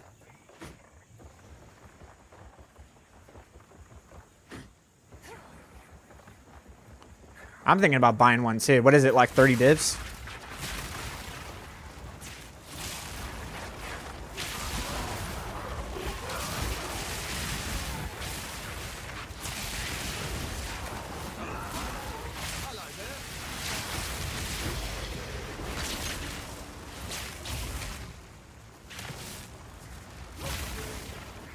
Did you just pump full quant on towers, basically? Sort of, but not really. Oh, I should move into Arc and not my Orb of Storm. Oh, yeah. You got to understand, guys, your Orb of Storm is your engine, right? It does damage, which is great. It's great. I'm happy. Like, Orb of Storms does deal damage. That's great. But what is Orb of Storm's true purpose? What's the real purpose why we run Orb of Storms over something like Spark? It's because it's a better crit engine than Spark. And what does a crit engine do? It allows you to cast these things. So if you can make Rockiatas on your Arc, which is your primary form of DPS throughout the map, then that would be the better option, would it not?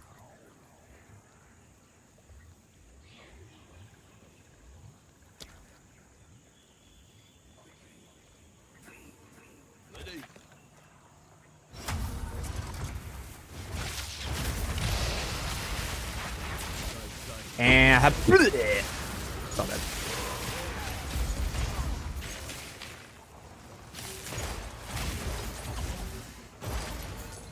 If I get expedition logbook, all right, I didn't get it. So I think we're done with the map. Cool. We're gonna check this area just out one more time. Just because when you have maps this pumped, you don't really want to waste them. Okay, cool. Looks like everything's pretty good. Right. Aha, see? I knew it. Alright. So as you can... Okay, so we got the Divine Orb. And then we got this. Not bad. Not bad. Especially those vertebras. Those vertebras are actually kind of expensive. Okay, so now the question is do we have another? The Burial Bog, yes. So we have another that we can do this on. So let's go to our good ones. Union Boss.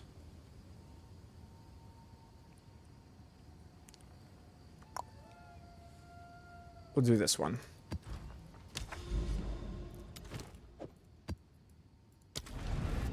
Please, game. I just want, like, I really, really want you to hit this. Please give me the 1% chance for 10 additional breaches. That would be great. Dude, Expedition logbooks are so profitable. It's nuts.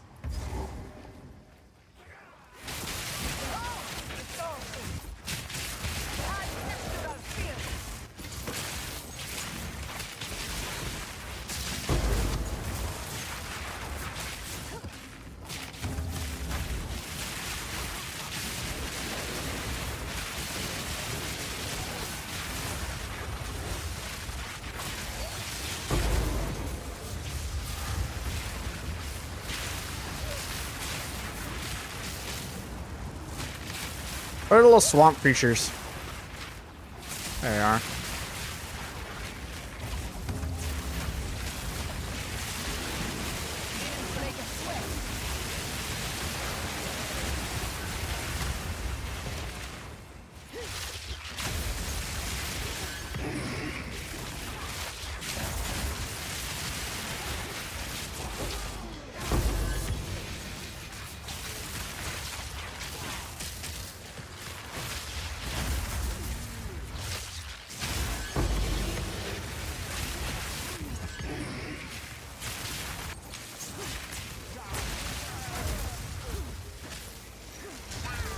Okay.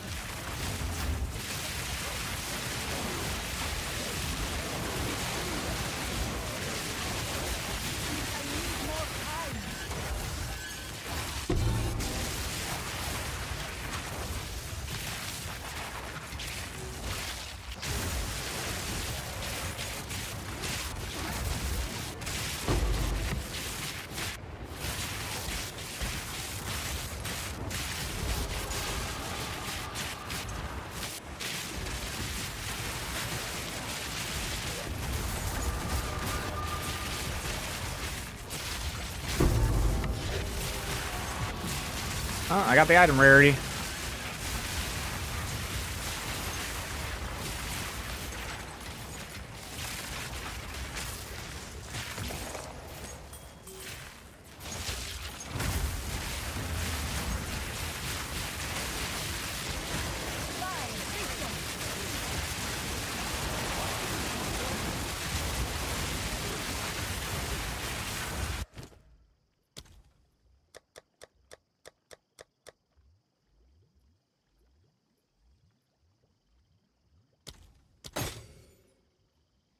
Nom.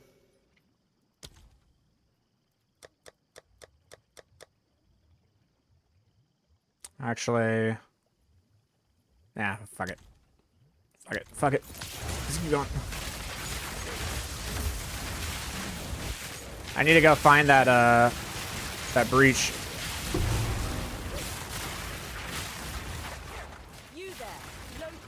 All right, this is a good one. Let's see here. Excavated chest, pack side, excavated chest. Oh, I can't get both. I can do this. Hope for the best.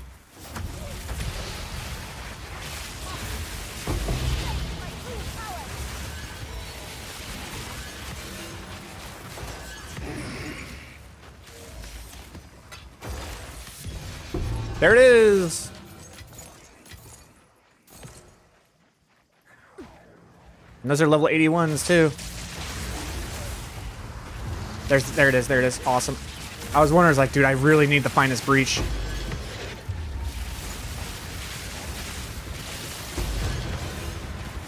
No mana. All right, we go.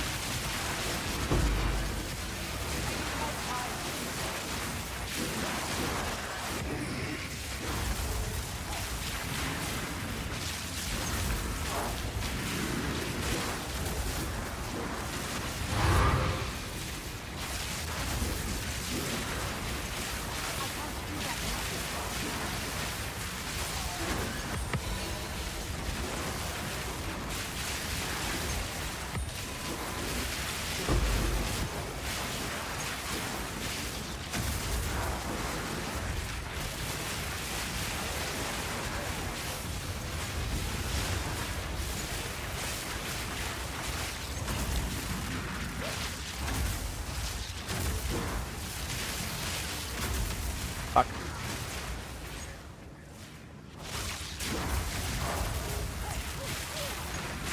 I think I was pretty good.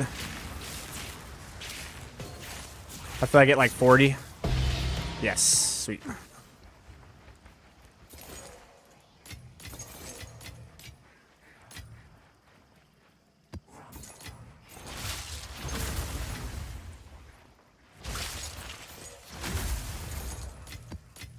All right.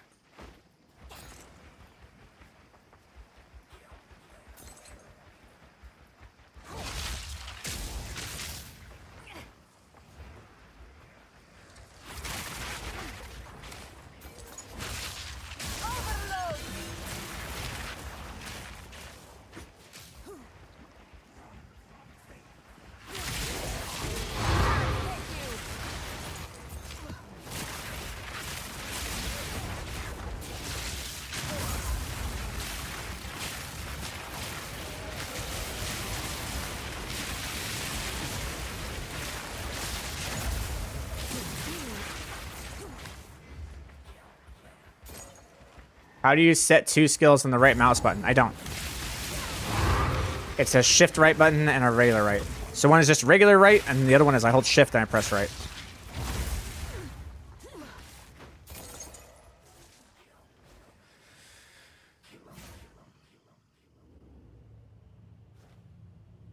I have questions. Why on gems is there no Rocky Odyssey flow? No point. If it's only because it's expensive, where best to put as well. Good to know on build where skills, bind one, and where staff. Last thing, any point in this, any put to put spells?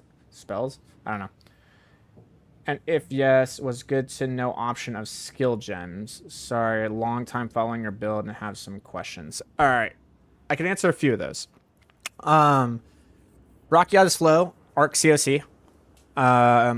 It is because of it's expensive. It's not really needed, but it is a good bonus to have. So that's where I would put it, is on your Arc CoC. Where would you put your wand and your staff? Skills. The only two skills you're going to be casting with your staff is going to be Sigil of Power, which doesn't even have the option to put on because it can only be cast with your staff. And the other one is going to be your Elemental Weakness. That will be on 2. Everything else is going to be on your wand.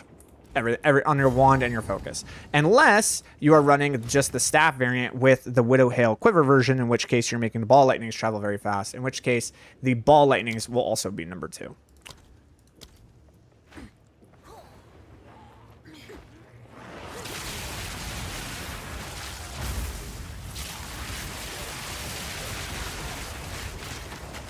Spell Slinger. If you were to use Spell Slinger, you would do it with a double hit of Conduit.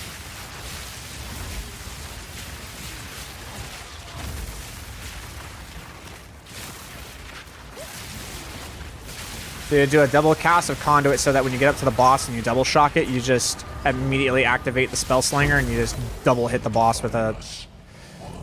I love it. I love it. I love it so much. Every time. This is the area, dude. This is the area where my game crashes every time. Every single time. There's something about this area with the coding where the game just drops. I don't know what it is, but it happens every time. Never fails.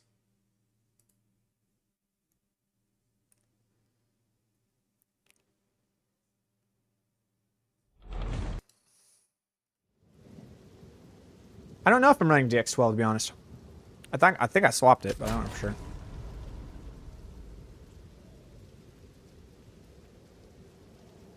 My DLSS is on.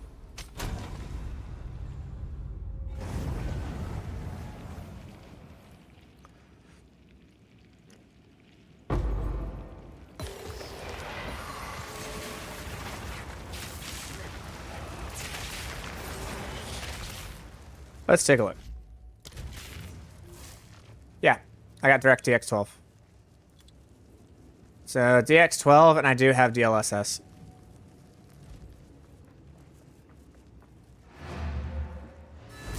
It's just that one point, bro. I don't know what it is about that one area, but every single time, that area crashes.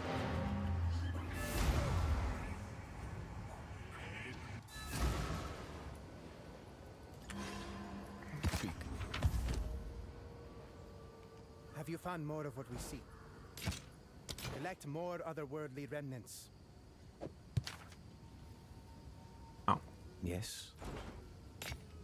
Let us hope Zesht now lies dormant. Okay. All right. Are there any other water biomes? Here we go. But this one's a map boss. You could do sinkhole. Sinkhole would work. Any others? Forest, desert. Cliffside is water, but I hate Cliffside. Cliffside actually, like, makes me... Ugh. I hate Cliffside so much. That's not triple. That is. Trenches. Trenches is triple.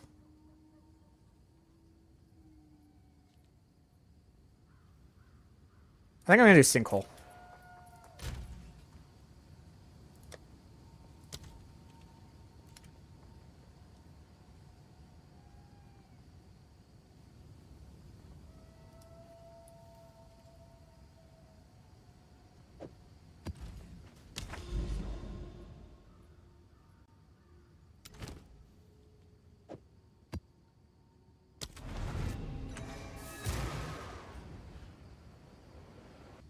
I'm trying desperately to make Mana Confluence Firestorm work. I just finally bit bullet and switched to a version of your build. Shaking my head, what was I doing?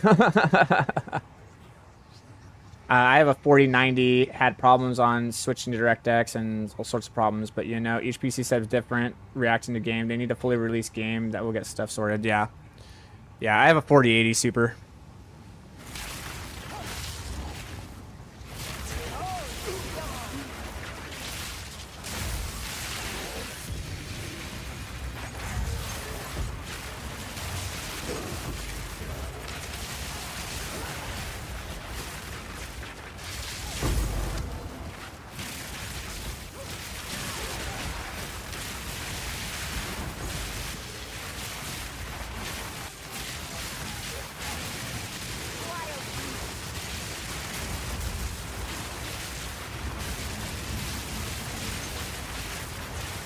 Uh-oh, I got hit by the temporal chains. I gotta cast spells. Combat that.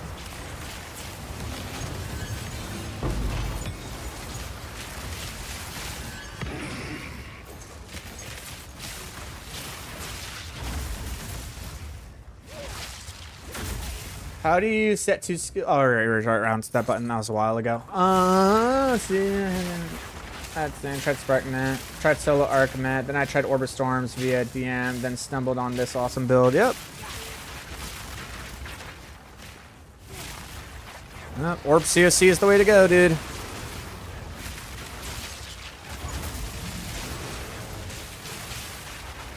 Dude, just wait until Orb gets to work with Spellslinger. In case you guys, or Spell Echo, in case you guys didn't know, they're actually going to make Orbistorms work with Spell Echo.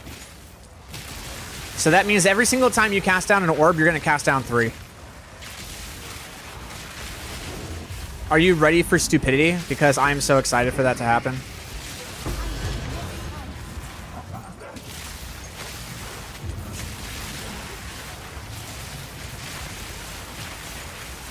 So Eldritch Battery is a no-go. It's not that Eldritch Battery is a no-go. It's just that everything that you have to invest to make Eldritch Battery work is not as worth as getting the stats that just pump up your regular damage. There's a lot of things that multiply in this game to give you damage, right? And if you, you know, this is an argument. So like, I'll do it this way, right? This is like the best lesson I can do, right? Okay. So we're going to play a little game, okay?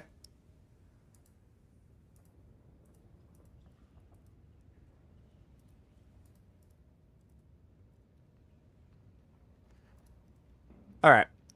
Let's play a game, okay? All right, here's the game. You can allocate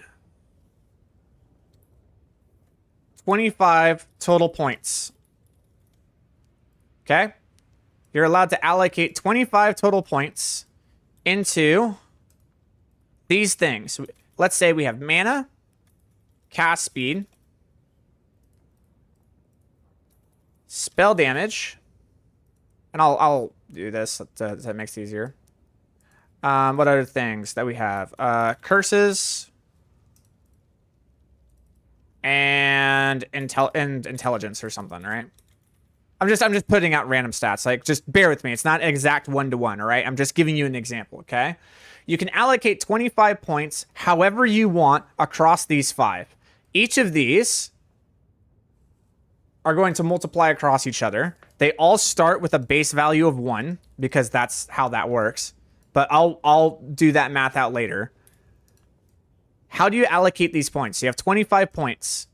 Allocate them as you wish across these. What's the best way to do it? Anyone who's a math nerd here knows the immediate answer to this question.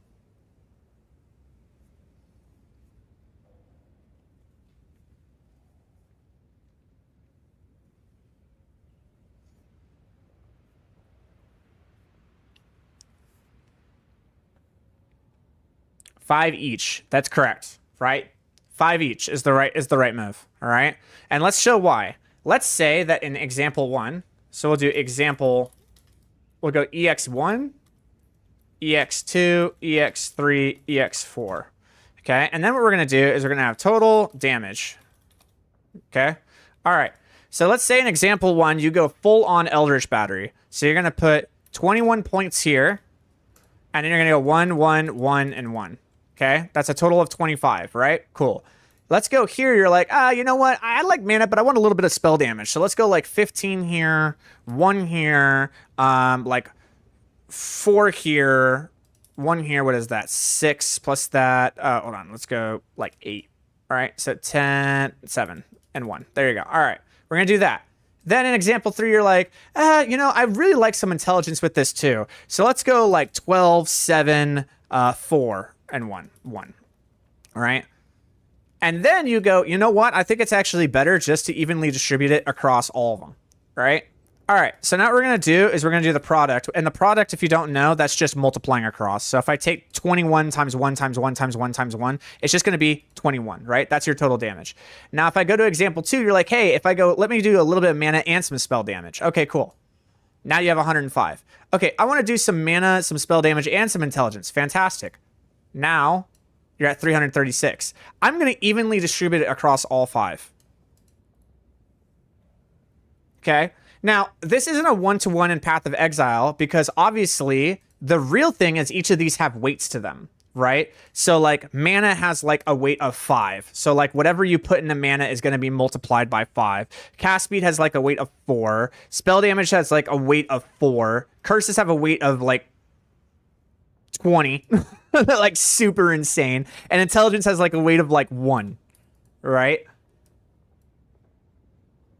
So when you look at it this way, it's like, okay, now how do we distribute the points? And it gets a little bit more advanced than that, right? But the basic principle that I'm trying to get across to you is that when you try to go so heavy into one type of thing in Path of Exile, the end result is usually not going to be as good as if you actually pulled back a little bit on it and actually started spreading those stat lines somewhere else. So someone who has something like 4,000 or 5,000 mana in their build, it's like, that's impressive. What did you sacrifice to get to 4,000 to 5,000 mana? And my question would be, if I took out 2,000 mana from your build and put those stats somewhere else, like spell damage or cast speed or crit hit chance or intelligence or curse magnitude or something like that, would your build do more damage than if you just went full-blown mana? Now in 0.1, the answer was just mana, because mana didn't just affect one thing. Mana affected everything, and it just like multiplied into the sky. It was stupid. It was like life with Blood Mage. But that was a different argument. It doesn't work that way anymore. So that's kind of how you have to think about how you're doing things and you're crafting things in the game, which is why when you look at my build, you'll see that I'm not like leaning heavily into one thing. Like, I'm not leaning heavily into cast speed, but I have a lot of cast speed. I'm not leaning heavily into mana, but I have mana. I'm not leaning heavily into crit hit chance, but I do have a decent amount of crit hit chance. You see what I'm saying? I'm not leaning heavy into any of these stats. I'm actually, like, doing, like, 80% of what I could do of each of those stats to get the rest at 80%, so that when they multiply across each other, it just absolutely dunks everything. That's the idea. Right? We want to even out all these things that multiply across each other to create the end value that's the biggest and actually plays a lot smoother than what you would think.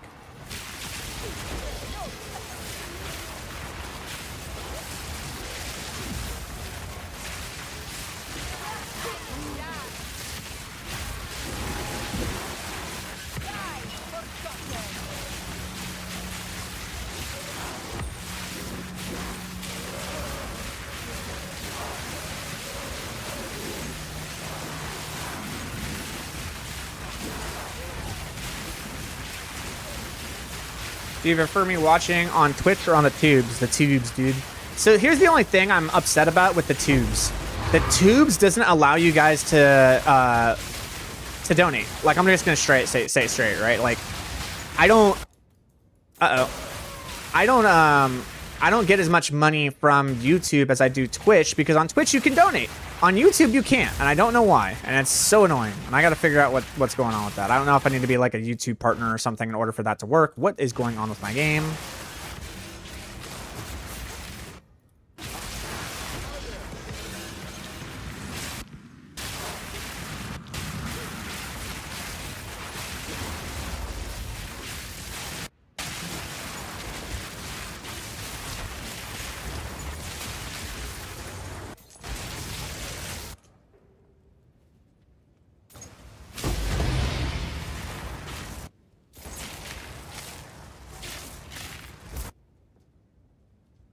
Yes. Right now I'm running one. I have one right there. So I have an increased cost efficiency right here. Yes, and it is very, very good. I'm not willing to corrupt that helm though. Just being honest, I'm not willing to corrupt that helm.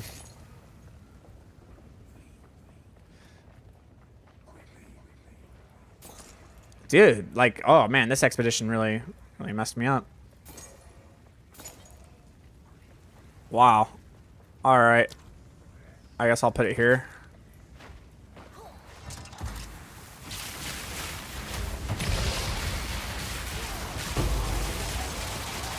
You know, if I'm able to get a logbook, then yay, but I don't expect it.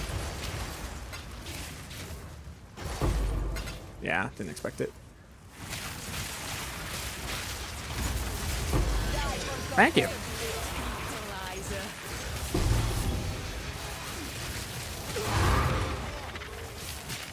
I just got bored of Sorc and Blood Mage, started hardcore solo self-found warrior. Oh, alright. So basically what you're saying is I got bored and decided to hate myself.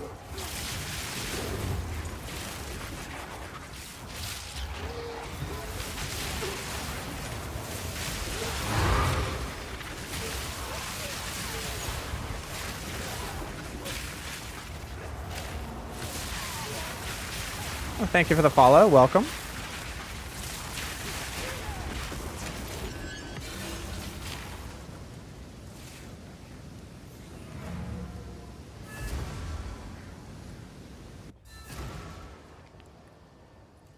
What's the name of my character? It would be Otter Sorcerer. Speed.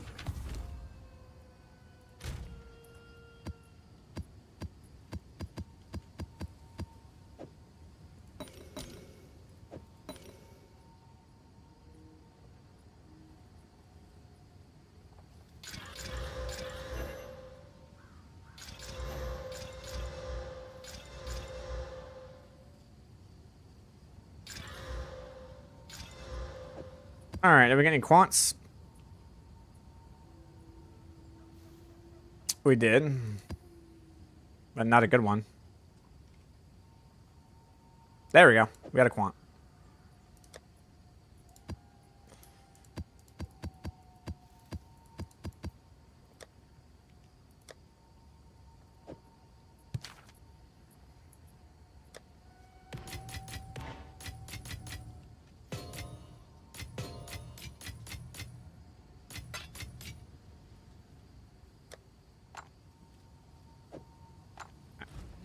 Do you think there's any worthwhile Sorc build with 2 elemental damage types? Yes. Hey, I've been trying to follow your build, but understanding it at the same time. I can't seem to get what's the From Nothing Jewel for.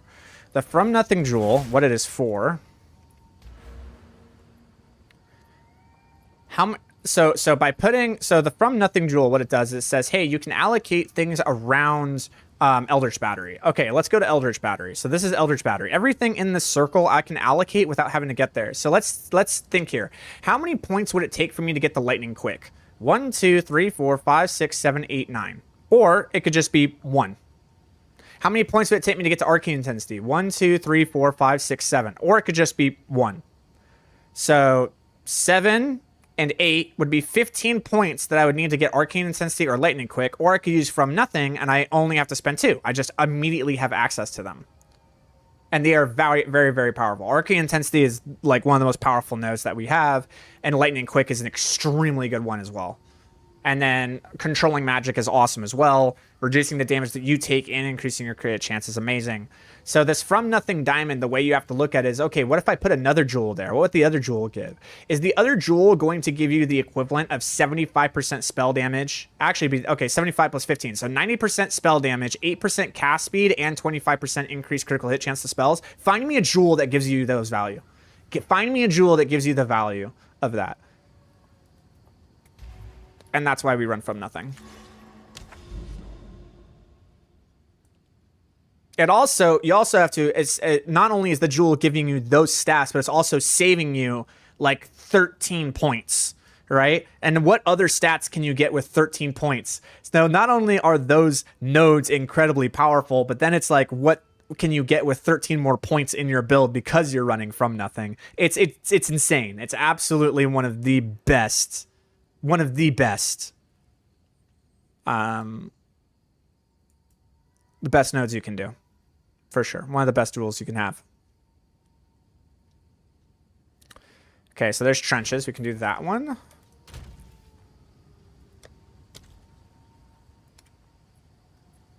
It'll be these ones, the ones that I'm marked for. Marked. I want rare monsters to be over 50% for this. So we'll do this one.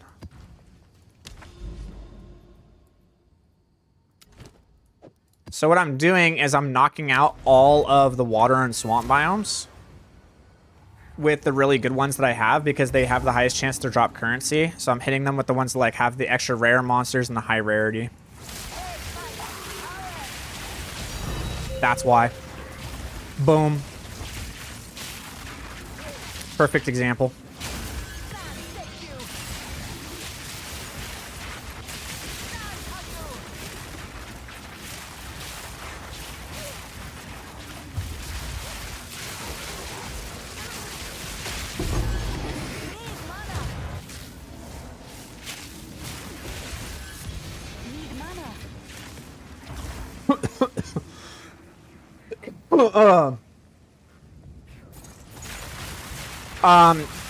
Yeah, that's for a different stage of the build. I'm like stage 5.5 right now. So like we're at a different point.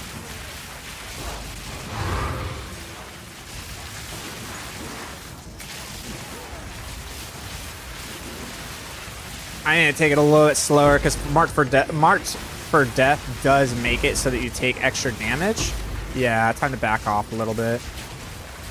I got Temporal Chains and I got Marked for Death. So these things can hit pretty hard if you're not paying attention, just taking your time. There's no reason to rush this.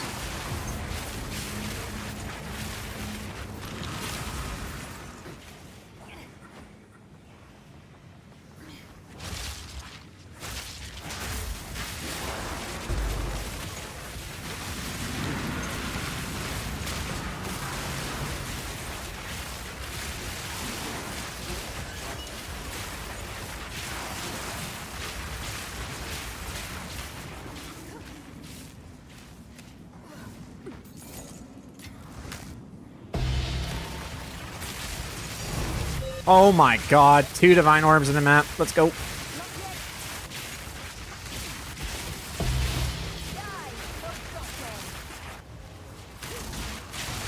Three Divine Orbs! What the fuck?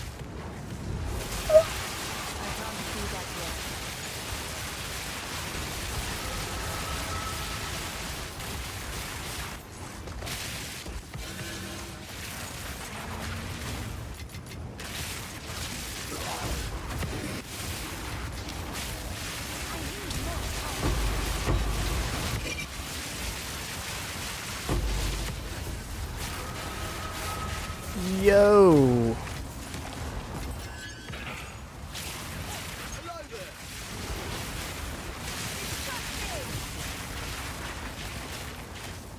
Alright. Okay, I don't think I can get both of those, but that would be super sick if I could.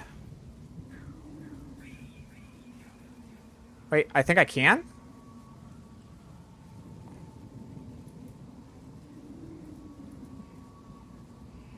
I can't tell if I can or not.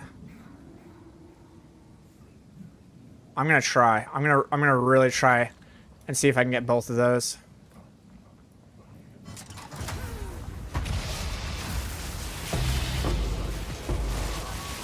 Come on, game.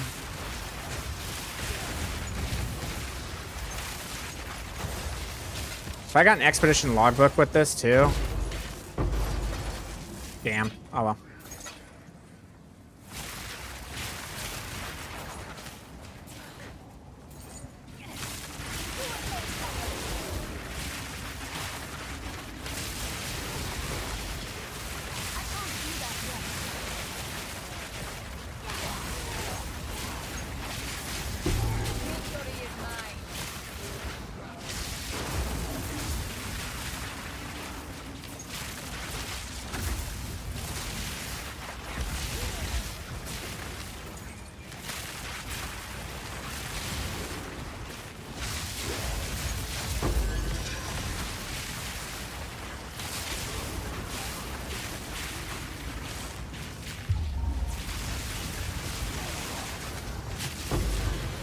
Take my time with him.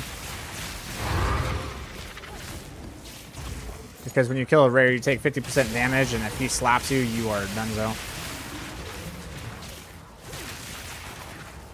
Yeah, what a poggers map, dude. Holy. 3 divines on a single map, dude. That's insanity.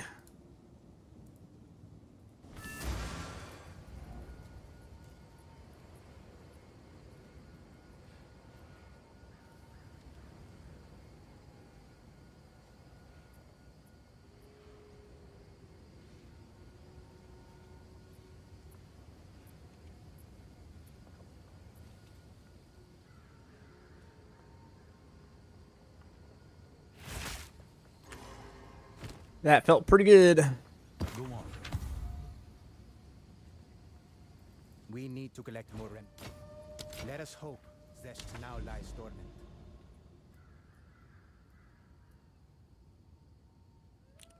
Oh, so we got Sulfuric Caffeins as a swamp and Rupture as a swamp. But they are not... Okay, this one is. This one is triple hit. So we can do Rupture. Okay.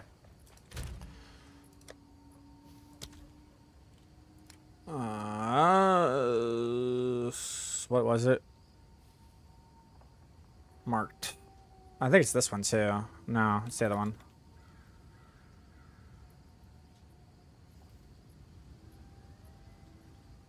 That's a good one. Yeah.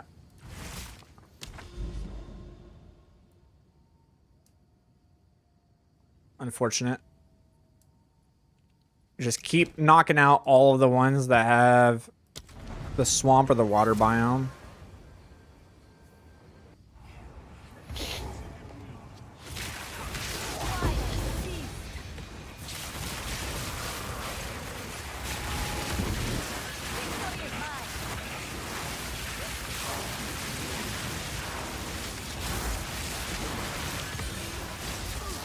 Ooh, shit, that hurt. Don't get hit by that. Holy crap.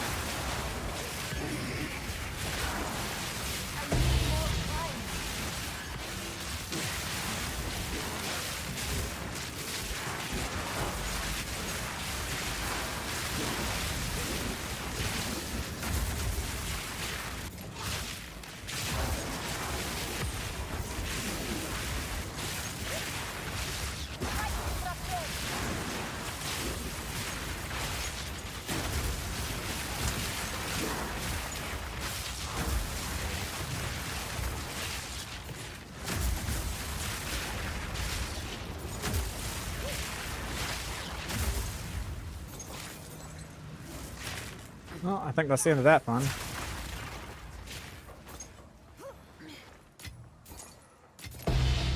Wait, that's not the end of the breach.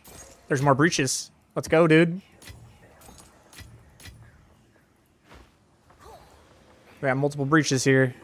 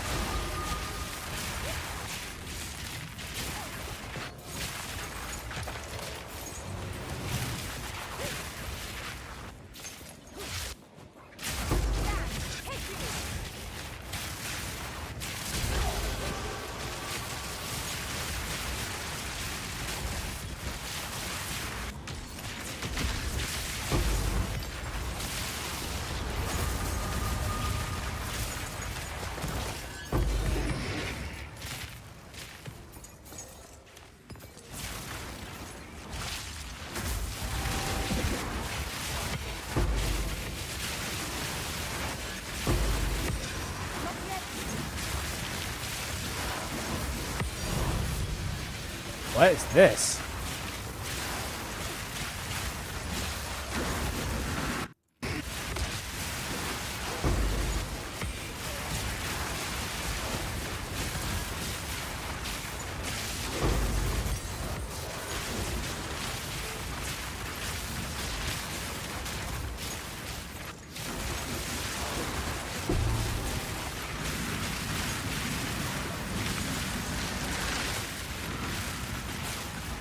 Alright, I'm gonna have to go up.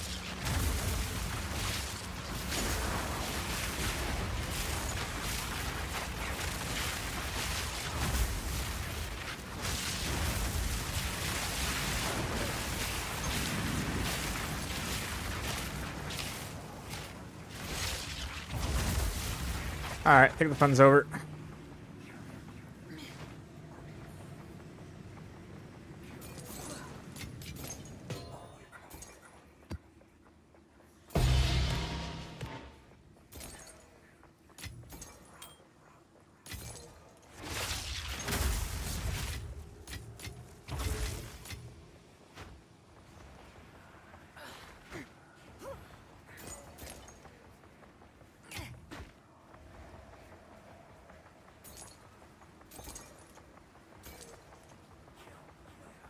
Where do I go? What am I missing? It's got to be that. It's got to be down here. This has got to be the entry point. I just missed it.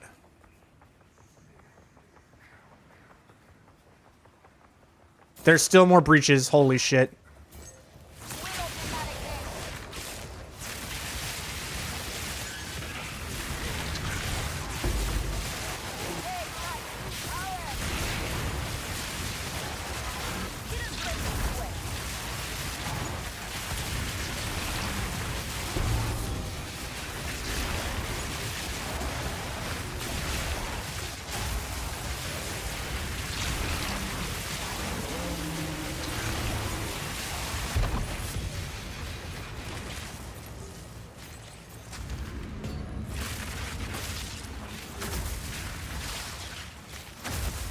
Still got the expedition and more breaches. Let's go.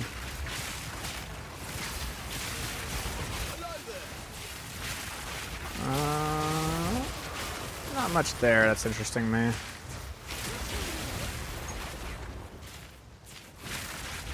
Huh. Well, this is one of those where, like, everything around is pretty decent.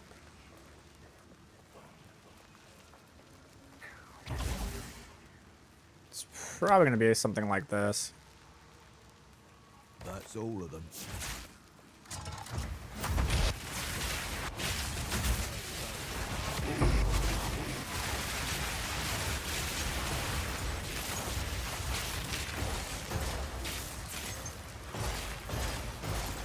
Damn.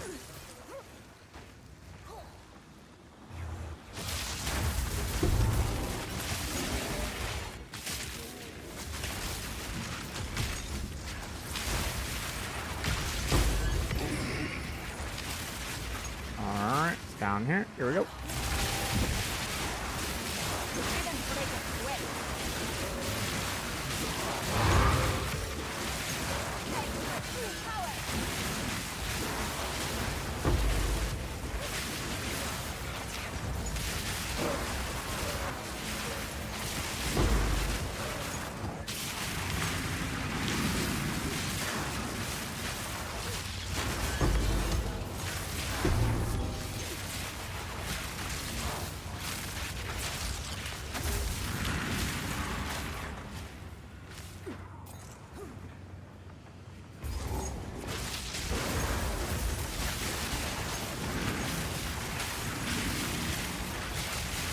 That's about it.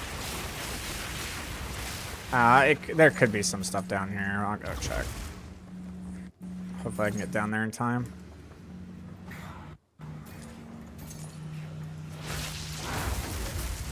Yeah, I didn't think so.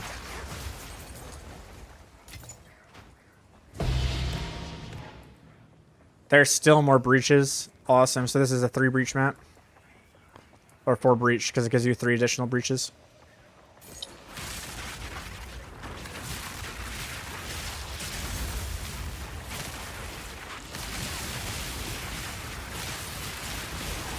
Good stuff, good stuff. Ah, really? Another crash, man. Ugh.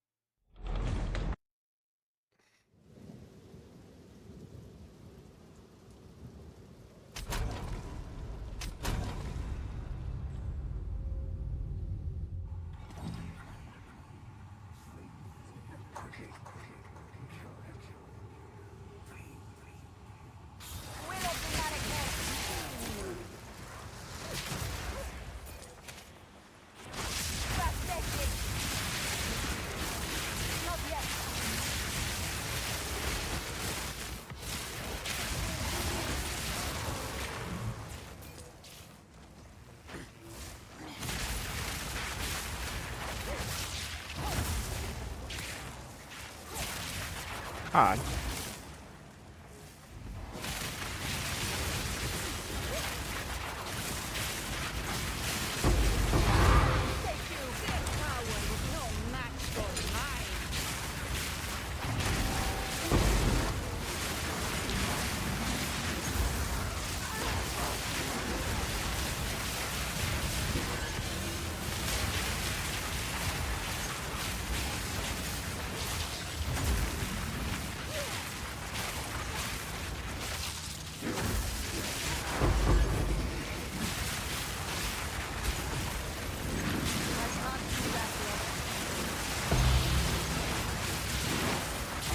go. That's like 25 exalteds.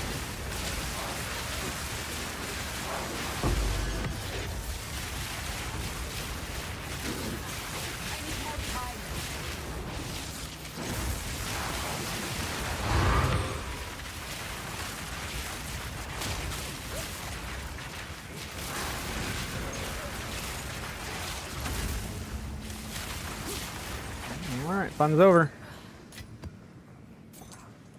These Eshes is worth about 3.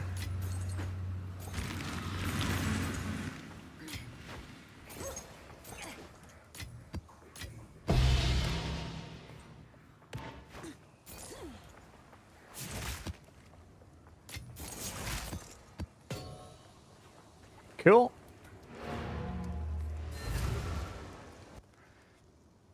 At what point should I whoa, oh my gosh, okay. At what point should I start running count inoculation? Currently at 4,100 energy shield and 1,335 life. Yeah, you're good. You can run callus inoculation once you hit 4,000 energy shield. You're gonna have to play safe, but you can do it. For speed. What is this thing? Fairgrave's Curse. What is this thing doing?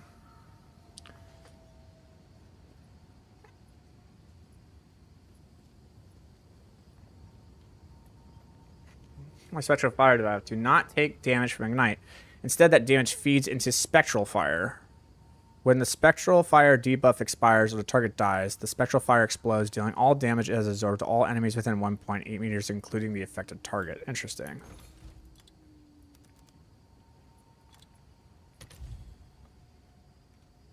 Interesting. So, what we're going to do is go... Because they say it's worth... It's worth something.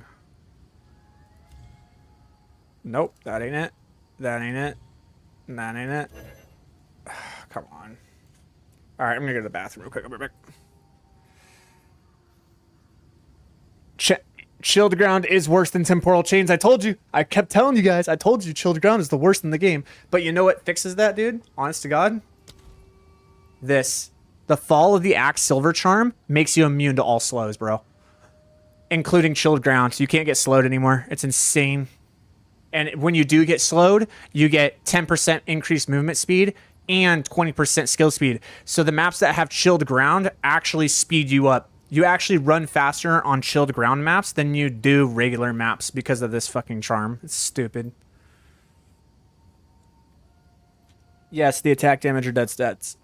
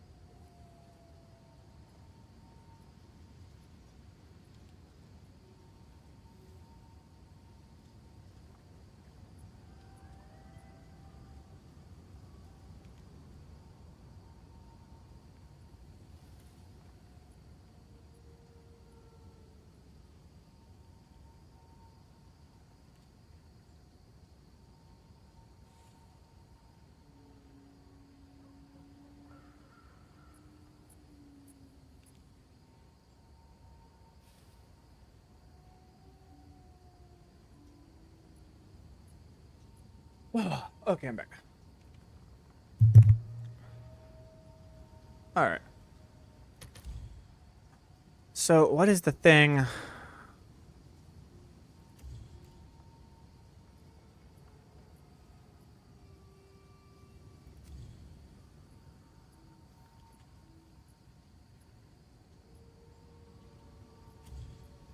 That's the only thing that's worth it, but it's not even selling. So why is this thing like told it's super good when no one's running it. Ah, that's what you're trying to hit. The level 20 Phantasmal Arrow. That's what you're trying to hit.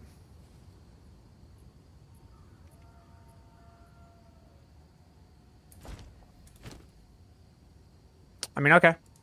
We'll see if we can hit it. Why not, right?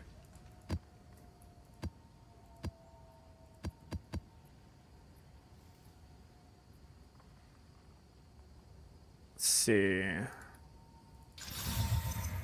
Oh. I don't even have blacksmith whetstones. Have an order? Hail.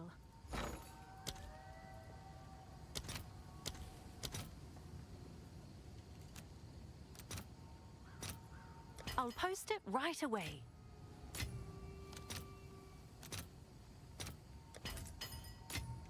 I don't know if that's going to be enough, but I'm going to try. It was. Cool. Alright, now we'll got my Valorb and my Omen Corruption. Slam it. Nope, didn't hit. I didn't even do anything. That's crazy. It literally did nothing to it. That's wild. Yes. Oh, I gave it a triple socket.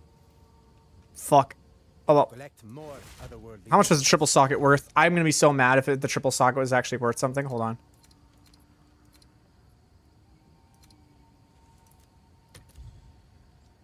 Oh, it's not worth anything. Okay, cool. I was like, if the triple socket's worth something, I'm going to be so fucking mad. It's not. It's not worth shit. It's just the Phantasmal Arrow. That's worth a lot. Yeah, if you get the 20 with the 3 sockets, that would be worth a lot. Okay, cool. I was about to be so mad. Alright, we need...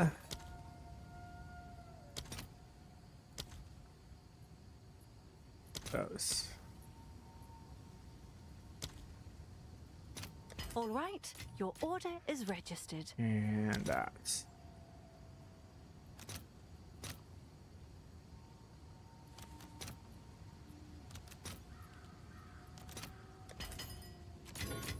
Okay.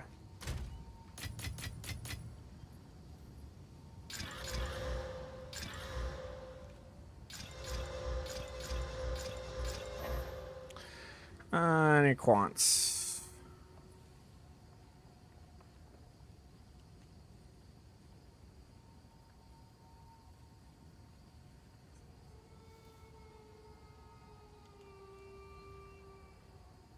Hey, we got one, baby.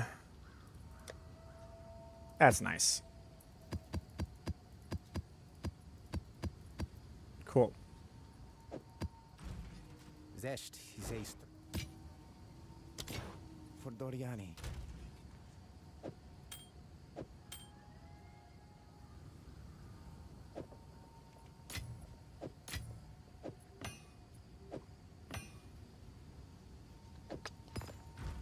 We need to collect more.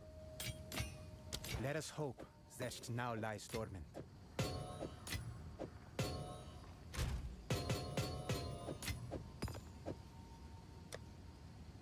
There we go. Insane lucky yesterday, Racchiatas, and an overpriced talisman and roll. Nice, nice, nice.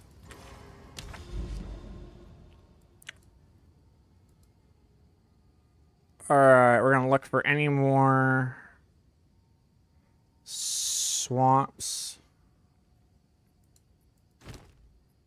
Okay, cliffside is water, so we got that one.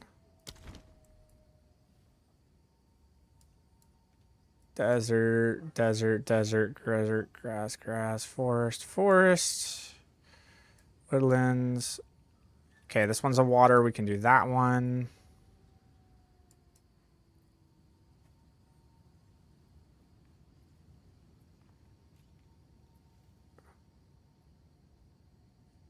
Oh, I got a mire here with +1. We need it. Oh, dude, I wish I had a T16. That'd be hot.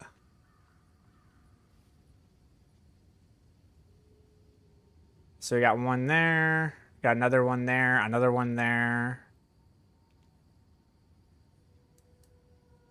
Super good. Super sweet. All right, so we got the cliffside here, this one here, and 3 more here. Good to go.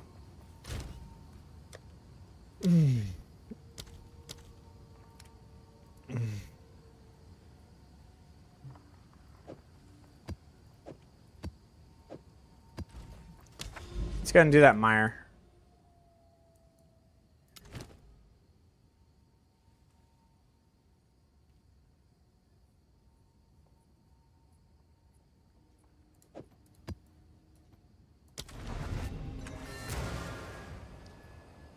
Hey, bro. Yeah, I got you. Okay, here we go.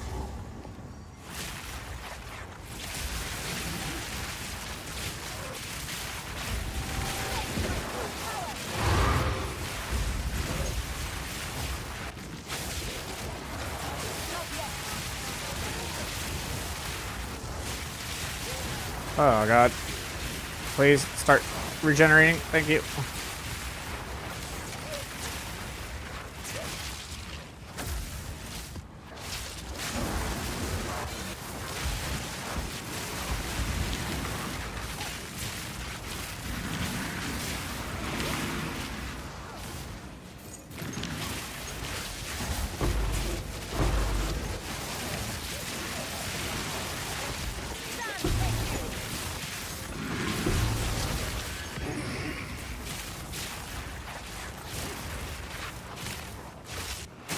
I really like how they made breaches more worth it on things like mire.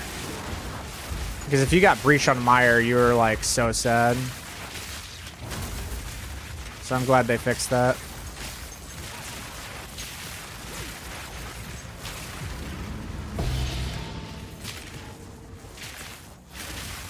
Sometimes I feel tempted to somehow make Rarity from Life Blast work with this build, but the routes seem hard to do. Yep.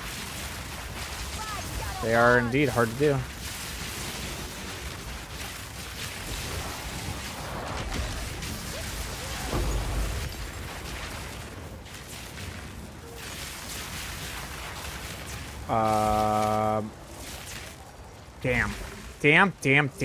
Damn. That kills everything. This whole area is fucking nuked. That sucks.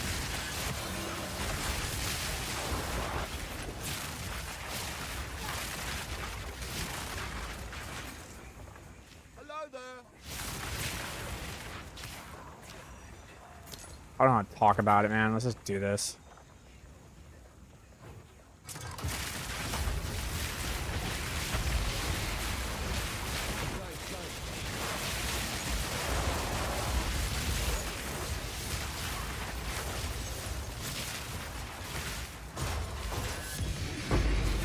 Whatever. Use Eldritch Battery. No, I do not. What is with people's fascination with fucking Eldritch Battery, dude? It's insane.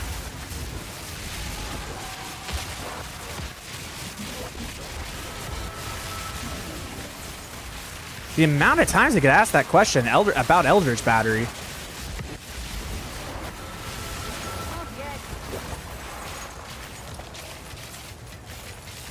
And the thing is I'm so biased against it. I'm just like, dude, Eldritch Battery is legitimately like the worst node in the game. It's so bad.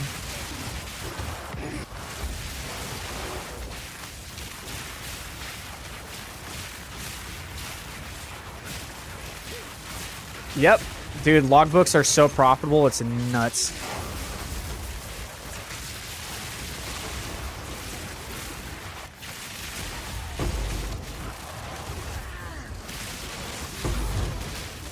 Nope. Backing off. Get away from me.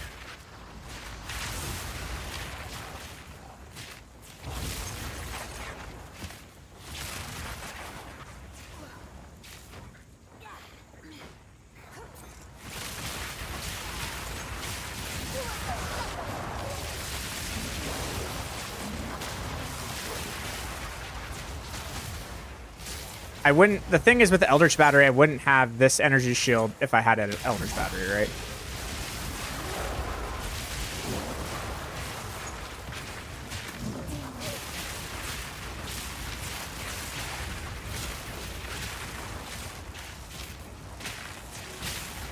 He keeps is he telling you to use it this season?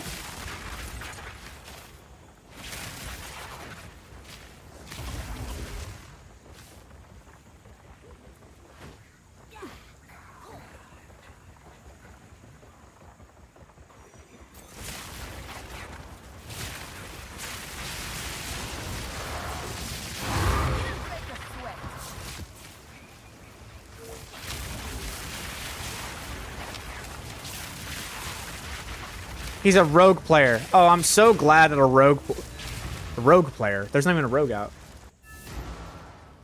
Rogues don't even exist.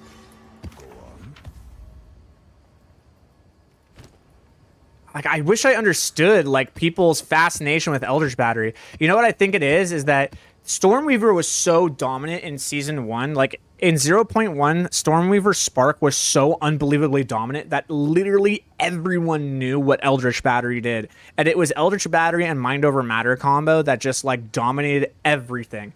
And people for still to this day, for some reason, believe that Eldritch Battery and Mind Over Matter are doing the same thing. Deadeye, got you. So he's a Ranger. So like, they still think it's doing the same thing. Okay, previously back in the day, you know what Eldritch Battery did? It did exactly what it did, but the doubles mana cost wasn't part of it. It just said converts all energy shield to mana. The end. If it did that, it would be worth it. But doubling the mana cost? Nope. The other oh god. The other one was Mind Over Matter. It used to be all damage is taken from mana before life. The end. That's all it said. Now it's 50% less mana recovery. So you can only take Eldritch Battery if you take Mind Over Matter. Because with Eldritch Battery, all of your energy shield gets converted and you're also using Chaos Inoculation. You'll literally have 1 life. So in order to make this work, your mana pool needs to become your life pool, which is what Mind Over Matter does. But in order to run both of those, your mana regeneration in all forms is now 50% less efficient and all of your spells cost double. It's so bad.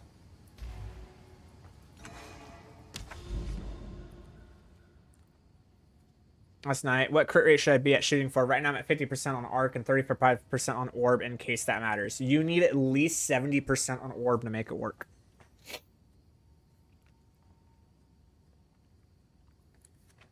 Why did you drop Convalescence? I didn't do it by choice.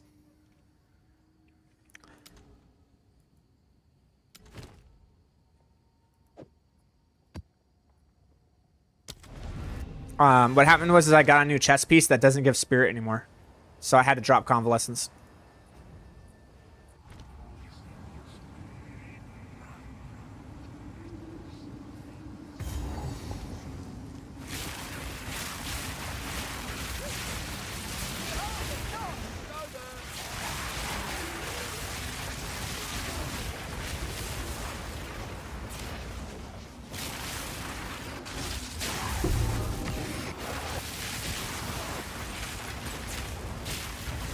I'm at 6k energy shield. Is now a good time for Chaos Inoculation? You bypassed the mark for Chaos Inoculation 2000 energy shield ago. I would say yes. So this is for Excavated Chest. That's for Excavated Chest. That's for Excavated Chest. That's for Excavated Chest. It would be better if I put it here. I gotta figure out a way to get it. Come on, there's gotta be a way to get the rarity of that item. Man, I hate it. It's always in a circle. Is it gonna be more worth it to run it like this and get both of those? Yep, I'm going for it.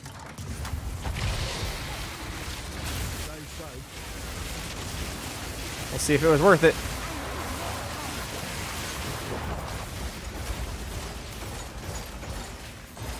Nope, wasn't. I lied. Damn.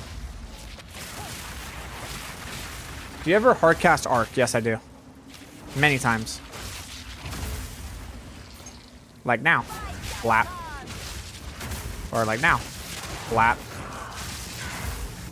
Or now. I hardcast it a lot. A lot more often than you think.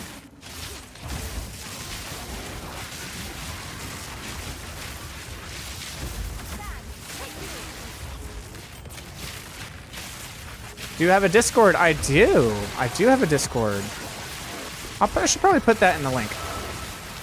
Any of my YouTube videos, if you go to like the most recent YouTube video, there'll be a link for my Discord in the description. Can you explain when to use Arc and when to use Orb? Honestly, man, there's not really a when. Like, when do I do it? I don't know. Like, sometimes I do it when I see an elite. Sometimes I do it when I see the boss. Sometimes I do it when I see that there's a lot of density in front of me and I can one-shot it because I know the power of my build. Sometimes I do it after I cast 2 orbs. It all changes. It's different. You just gotta feel it out. And, you know, it has a lot of value because it's able to just one-shot the map, right? So after I do my lightning warp, like here, you see this? I can just, boom, the whole area is gone, right? So like I don't have to do any orbs. Flat, the whole area is gone. And the whole area is gone.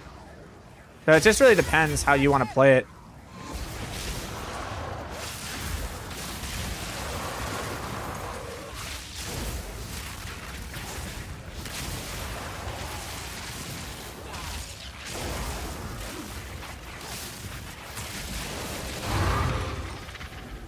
I think I'm done picking up waste stones. I think I picked up enough. I'm like overfilled on them.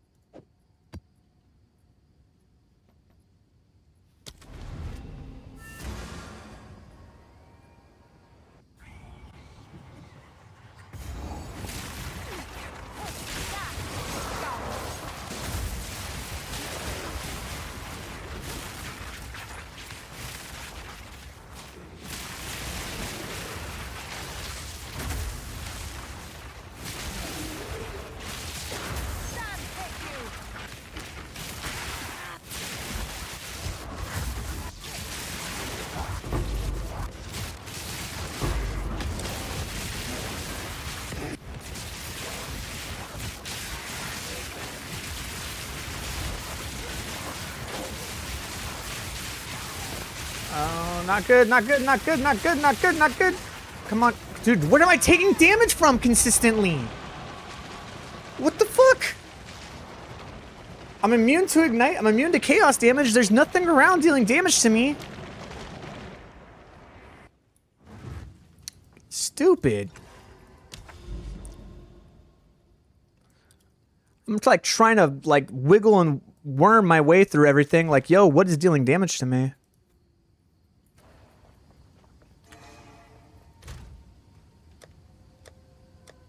I need another amelioration, especially for the next map I'm about to do, because this is going to be a really scary map. Oh, it's you.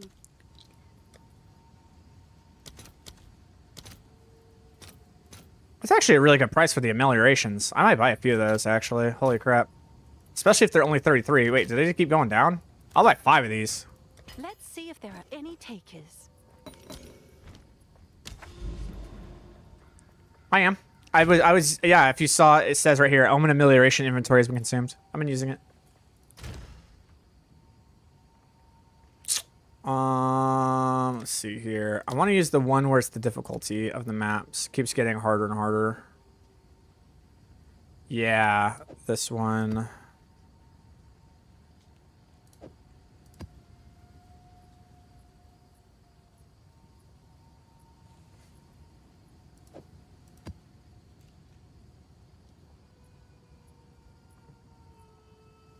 All right, we're gonna try this, boys. This is gonna be hold on to your butts. Oh crap! What type is this? I don't know. I might have just fucked myself so hard because I'm still running the other biome. God damn it! I don't know what biome this is, but I might have just fucked myself so hard. We'll see.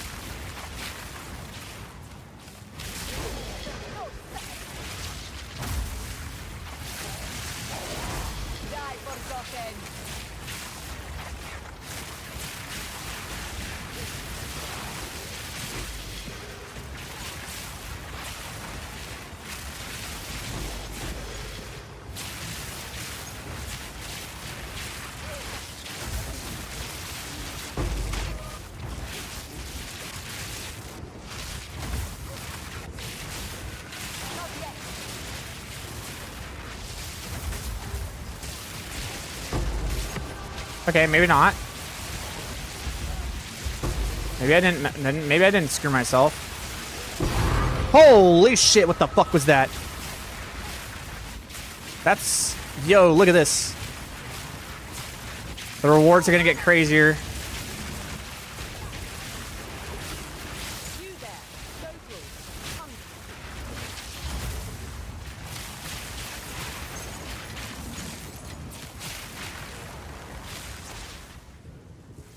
All right, let's actually pick up everything before I die. I did that mistake one time. I don't ever want to do that again. Yo, what is going on?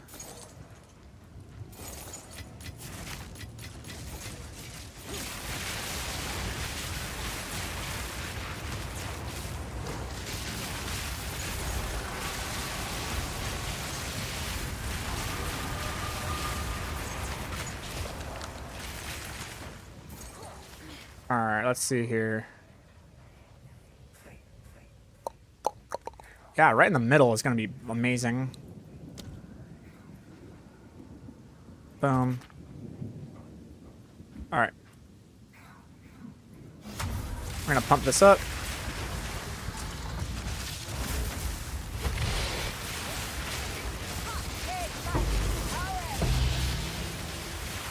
Not yet. Still didn't get an expedition logbook? Man.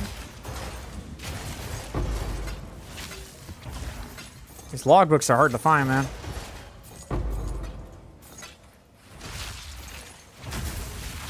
All right.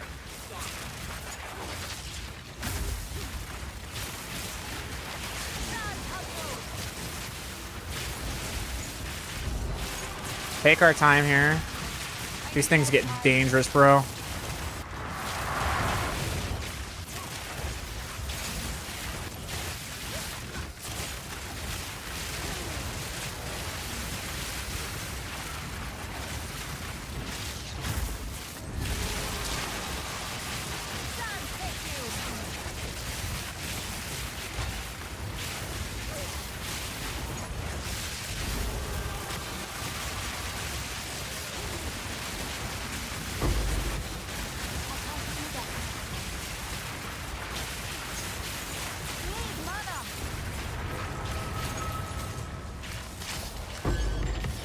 So many chaos orbs, bro. Oh, yes. My favorite. Good, good, good.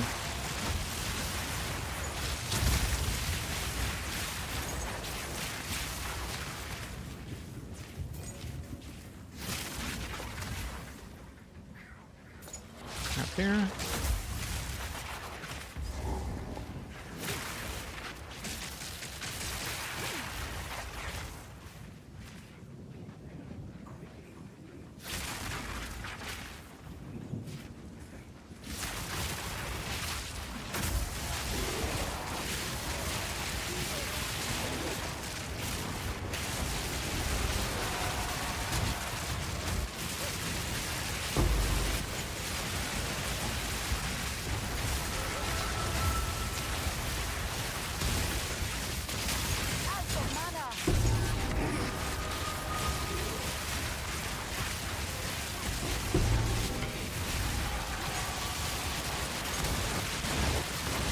Need to back off.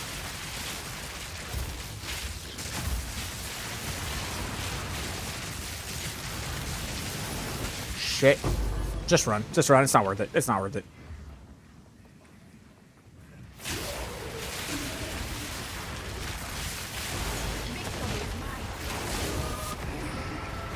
Like I said, these things get rough. It's the affix that makes the abysses, like, the rewards get better for every time you complete them, but also they get harder every time you complete them. And as you can see, I've completed quite a few abysses up to this point, so, and we're still not done.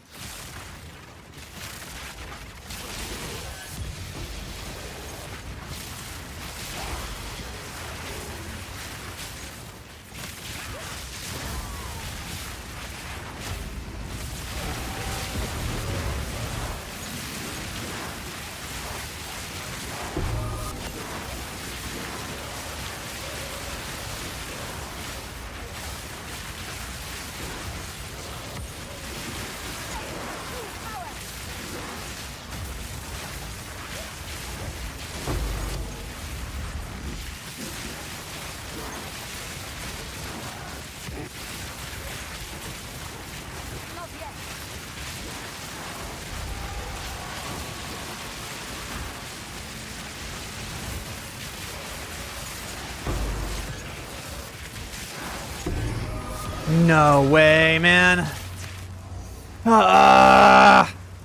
One fucking hit, man. Well, I almost got everything. Those are hard, man. Those are really, really hard to do because things just one-shot you. Like you have 8,000 plus energy shield, and it just gets to a point to where everything just one-shots you, and there's nothing you can do about it. It's really rough.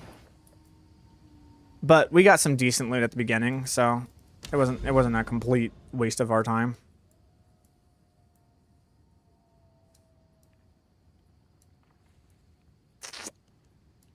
All right.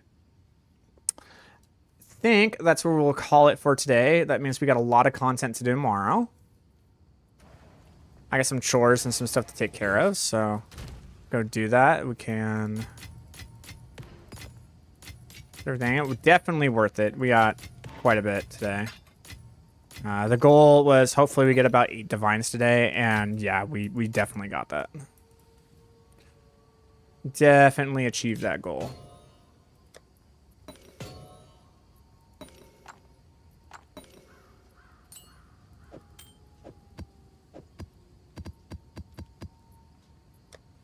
We're about full here, so we don't need any stones for a while, which will be nice.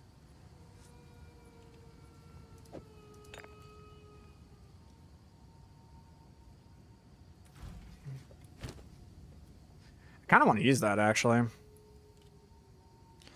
Recover mana equal to 20% of the life's recovery amount. So life recovers way faster than mana does, which means I would actually recover mana super, super fast when I'm against a boss. I kind of want that. I don't really have a problem with the stun. Like, it's not very often I get stunned. Being able to just, like, get my mana back immediately is really nice, though. Let's see what it looks like.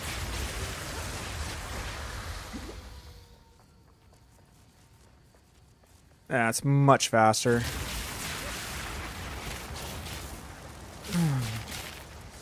So let's actually see the exact amount that it's doing. Okay, so we're at 427.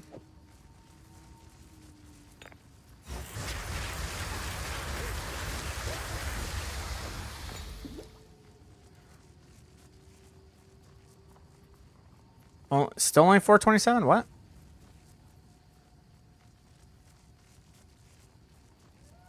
Does that mean I have to use my life flask at the same time? Hold on. Is that what that means?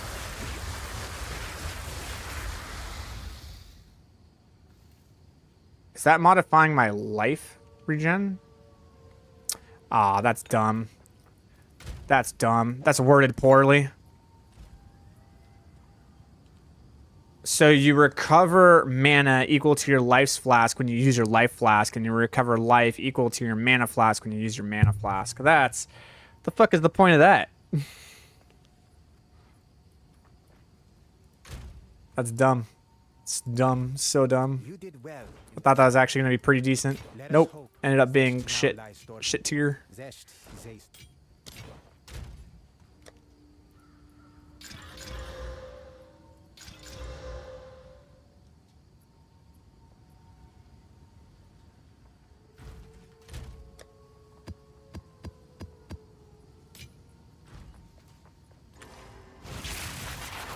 All right. We got, what, 20% in 2 hours? It's not bad. To get from 96 to 97 usually takes 12 hours. It's pretty rough. But I know exactly what I'm going for when I get it. Yes. All right, guys. I will see you tomorrow. Have a good one.